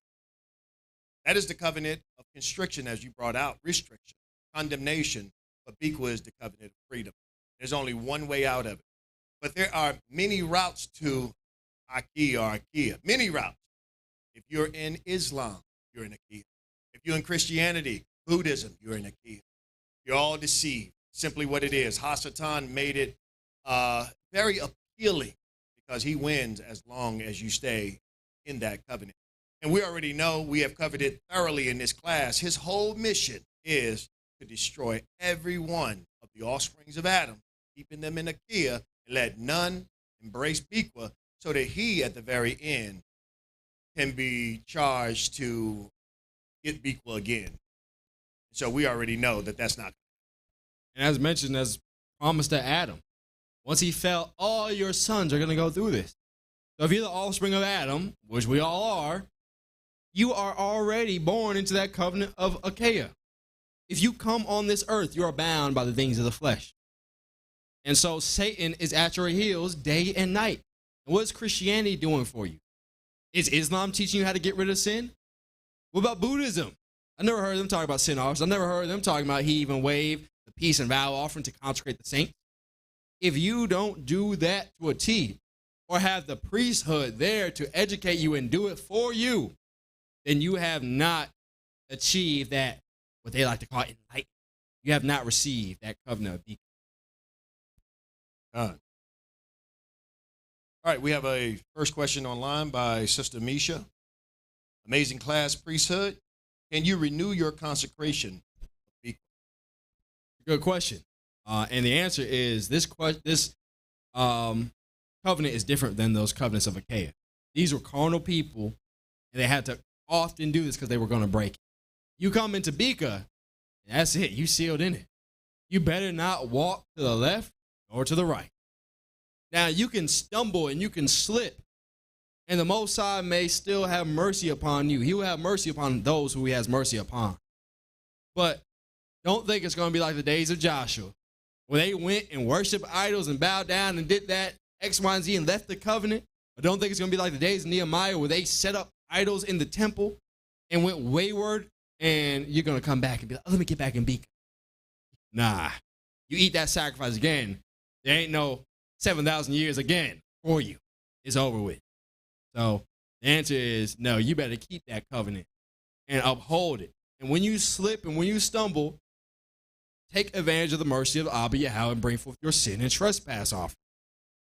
Even if something Satan got you deceived and you're doing for months or years on end, and it finally comes out, the Spirit finally shows you that what is righteous in that situation, bring your trespass off. But as Paul said, you sin willfully, there is no more sacrifice for sin. We have the Heavenly Father in times past being very, very charitable and gracious to the children of Israel, overlooking, winking at some of their trespasses and transgressions, allowing, like King Manasseh, who created an abomination of desolation, to, at the very end, write his manifesto of repentance in the Apocrypha. And the Heavenly Father accepted that because he knew that it was the tree of good and evil, and he already gave a proclamation that when you eat of it, you surely will die. Now that you are in the covenant of life, there is no reason to die again. He has brought you back to life, and if you choose to die, it's because you chose to die. All right, and as you brought out in Hebrews 10, he that sinned willingly, there's only one way to sin willingly. It's not, ooh, I slipped. That's what the covenant of Biqa is all about. When you do trespass, you atone for it. But there's only one way to sin willfully, and that is, I don't want to give up a sin. I don't feel like it today. I don't think I did anything wrong. I don't believe in sin offerings anymore. And there remain no more atonement for you. There remain no more sacrifices for you. And that Hebrews 10 is powerful. If sacrifice was done away, why is Paul saying sacrifices will be abstained or withheld from you? I thought they was done away with. Not done away with. All right? Sacrifices is your route back to freedom and liberation, as you brought out masterfully in this class, that every covenant had sacrifices. Hasatan, big and bold in the latter days, has convinced all with fake news, fake gospel, which is the good news, that no one has to do that anymore. And the sad thing is, he's replaced it with carnal, secular, quote fingers in the air, holy days. You do that with more fervor. Our people do that with more fervor than they've done with the Heavenly Father. They're in the Easter, they're in all of these things. All of these things actually separate you from the Heavenly Father. So yes, absolutely. There's no reason to reconstitute at all. It is permanent. It is done. Absolutely. One grand opening, not grand closing, grand opening again. One. Happen already. Enter into it and stay. We got to follow through with him. He came down once. Right. He's not going to be like Joshua and say, I'm going to come down again. Or like Nehemiah, I'm going to come down again. Next time he comes, he's going to see who's in the covenant and who's not. That's it. All right. Got a question by Brother Joseph Fernandez. I believe he meant when the children of Seth came down and bound themselves with mutual imprecation and came down the mountain, did they take on the covenant of Achaia? And did they take of the covenant that was given to Hasatan? I'll answer that. Yes. Well, first of all, they were already in it. Remember, it came down from Adam. So they did not have Biqa. They was in the covenant of Adam. And so in that covenant of Adam is a portion or a part, the good and evil of the covenant of Achaia. But they chose to reject the good portion of it and submit themselves to the false hopes of Hasatan. So they was already in Achaia. They just got the worst part of it. You want to add to that? Exactly. That's it. They were as you mentioned, are in a cave, and they got the evil of it. Being deceived by Satan, being physical, and now the evil of a cave came upon them. You know, the real telling part about it is after they have spent all of their energy in wickedness, they wanted to come back. And that was so telling because that happens quite often. You think that this party is going to be the best ever and I need to do whatever I need to do to get in it. Turns out to be nothing.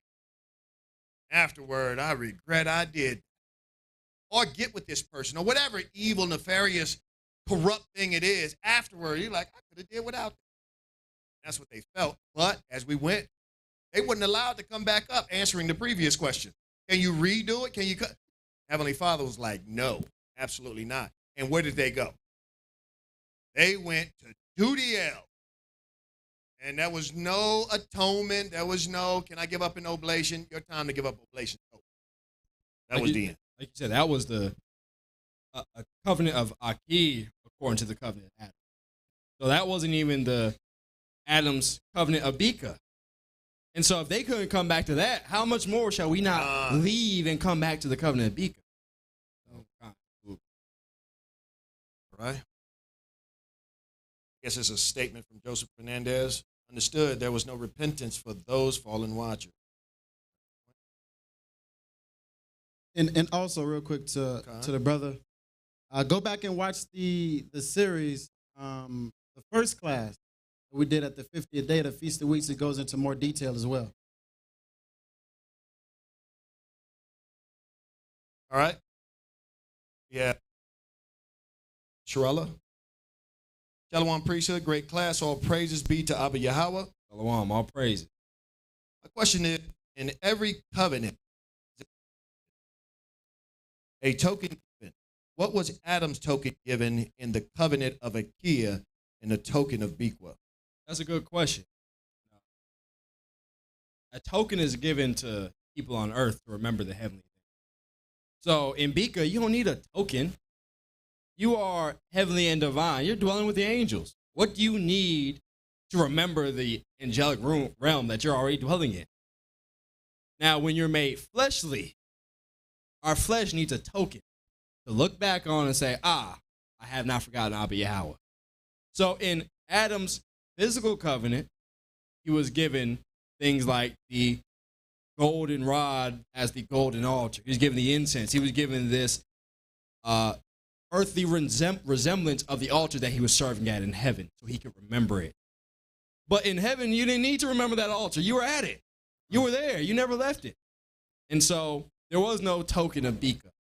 You were already in it. But in the earth, in the flesh, you're going to need a token because your flesh will forget. Satan will cause you to forget things that the Most High has called you to do. So those are some of the limitations given in this covenant of Aki. That Satan can come and deceive you, cause you to forget. Your flesh is forgetful. Look at Moses. Almost forgot to circumcise his son on the 8th day. And Satan was already ready. Yeah, rubbing his hands together like, I got him. Until 12th hour at 59 minutes in, his wife came and made it happen. And so our flesh is forgetful. We need tokens, but the spirit is not. If I may say, if there's a token, and I would say philosophically there's a token, the token would be your lived experience of freedom. Not limit to, touch not, see not, hear not. The limitations of gravity or magnetism or limitations of walls and all of those things. Your token is, I am free. I am free from all the constrictions that come to those in Aki. I am free. You are a living sign, a living token of that covenant. Absolutely. There's no reason to look up in the sky or circumcise. I got to look upon that to remember the covenant. Remember what Adam, the Heavenly Father, said, that it wasn't for men, the children of Adam, to write down things. But their memory was forever. They forgot nothing. Their brains was like a supercomputer. Why we need to see something to remember something when you never forget it? These signs are for forgetful men, and so that they can look upon and be like, I remember that. Let me get back and check. But if your mind is the ultimate supercomputer, there's no reason. Your living is the sign. Good question. I believe, hold on one second. We got one more.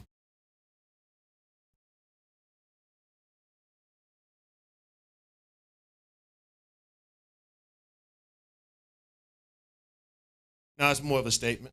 The sister said, Akeisha again, water for your due diligence, priesthood. Hallelujah. Hallelujah. All praise. And that's Praises. it. Well, once again, I hope all the brothers and sisters choose the covenant of Biqa. Let's forsake the flesh. As Paul said, this covenant genders unto bondage. It's Hagar. It's Mount Sinai. If you want to be in bondage, go ahead, enjoy. And we know a lot of people love bondage. A lot of people loved Egypt. They loved the things they had in Egypt. Even though it was hard bondage, loved it for some reason. Satan was in their flesh to make them think that. However, we know we must engage in this covenant of Biqa. That divinity is a greater pleasure than we can even imagine. We can't even try to fix ourselves to think to imagine it. It's greater than anything that we can have on this flesh or in this flesh. So let's forsake this and live in the covenant of Biqa. Get consecrated. That is the only way to receive that inheritance and operate in that covenant. Once again, watch the consecration class for more detail. I'll be willing, as we start preparing for the feast of the 7th month, that's a perfect time for the saints to come and be consecrated in the covenant of David to access that covenant of Biqa. Peace and blessings and thanksgiving offerings be multiplied amongst all the saints. Shalom. Shalom.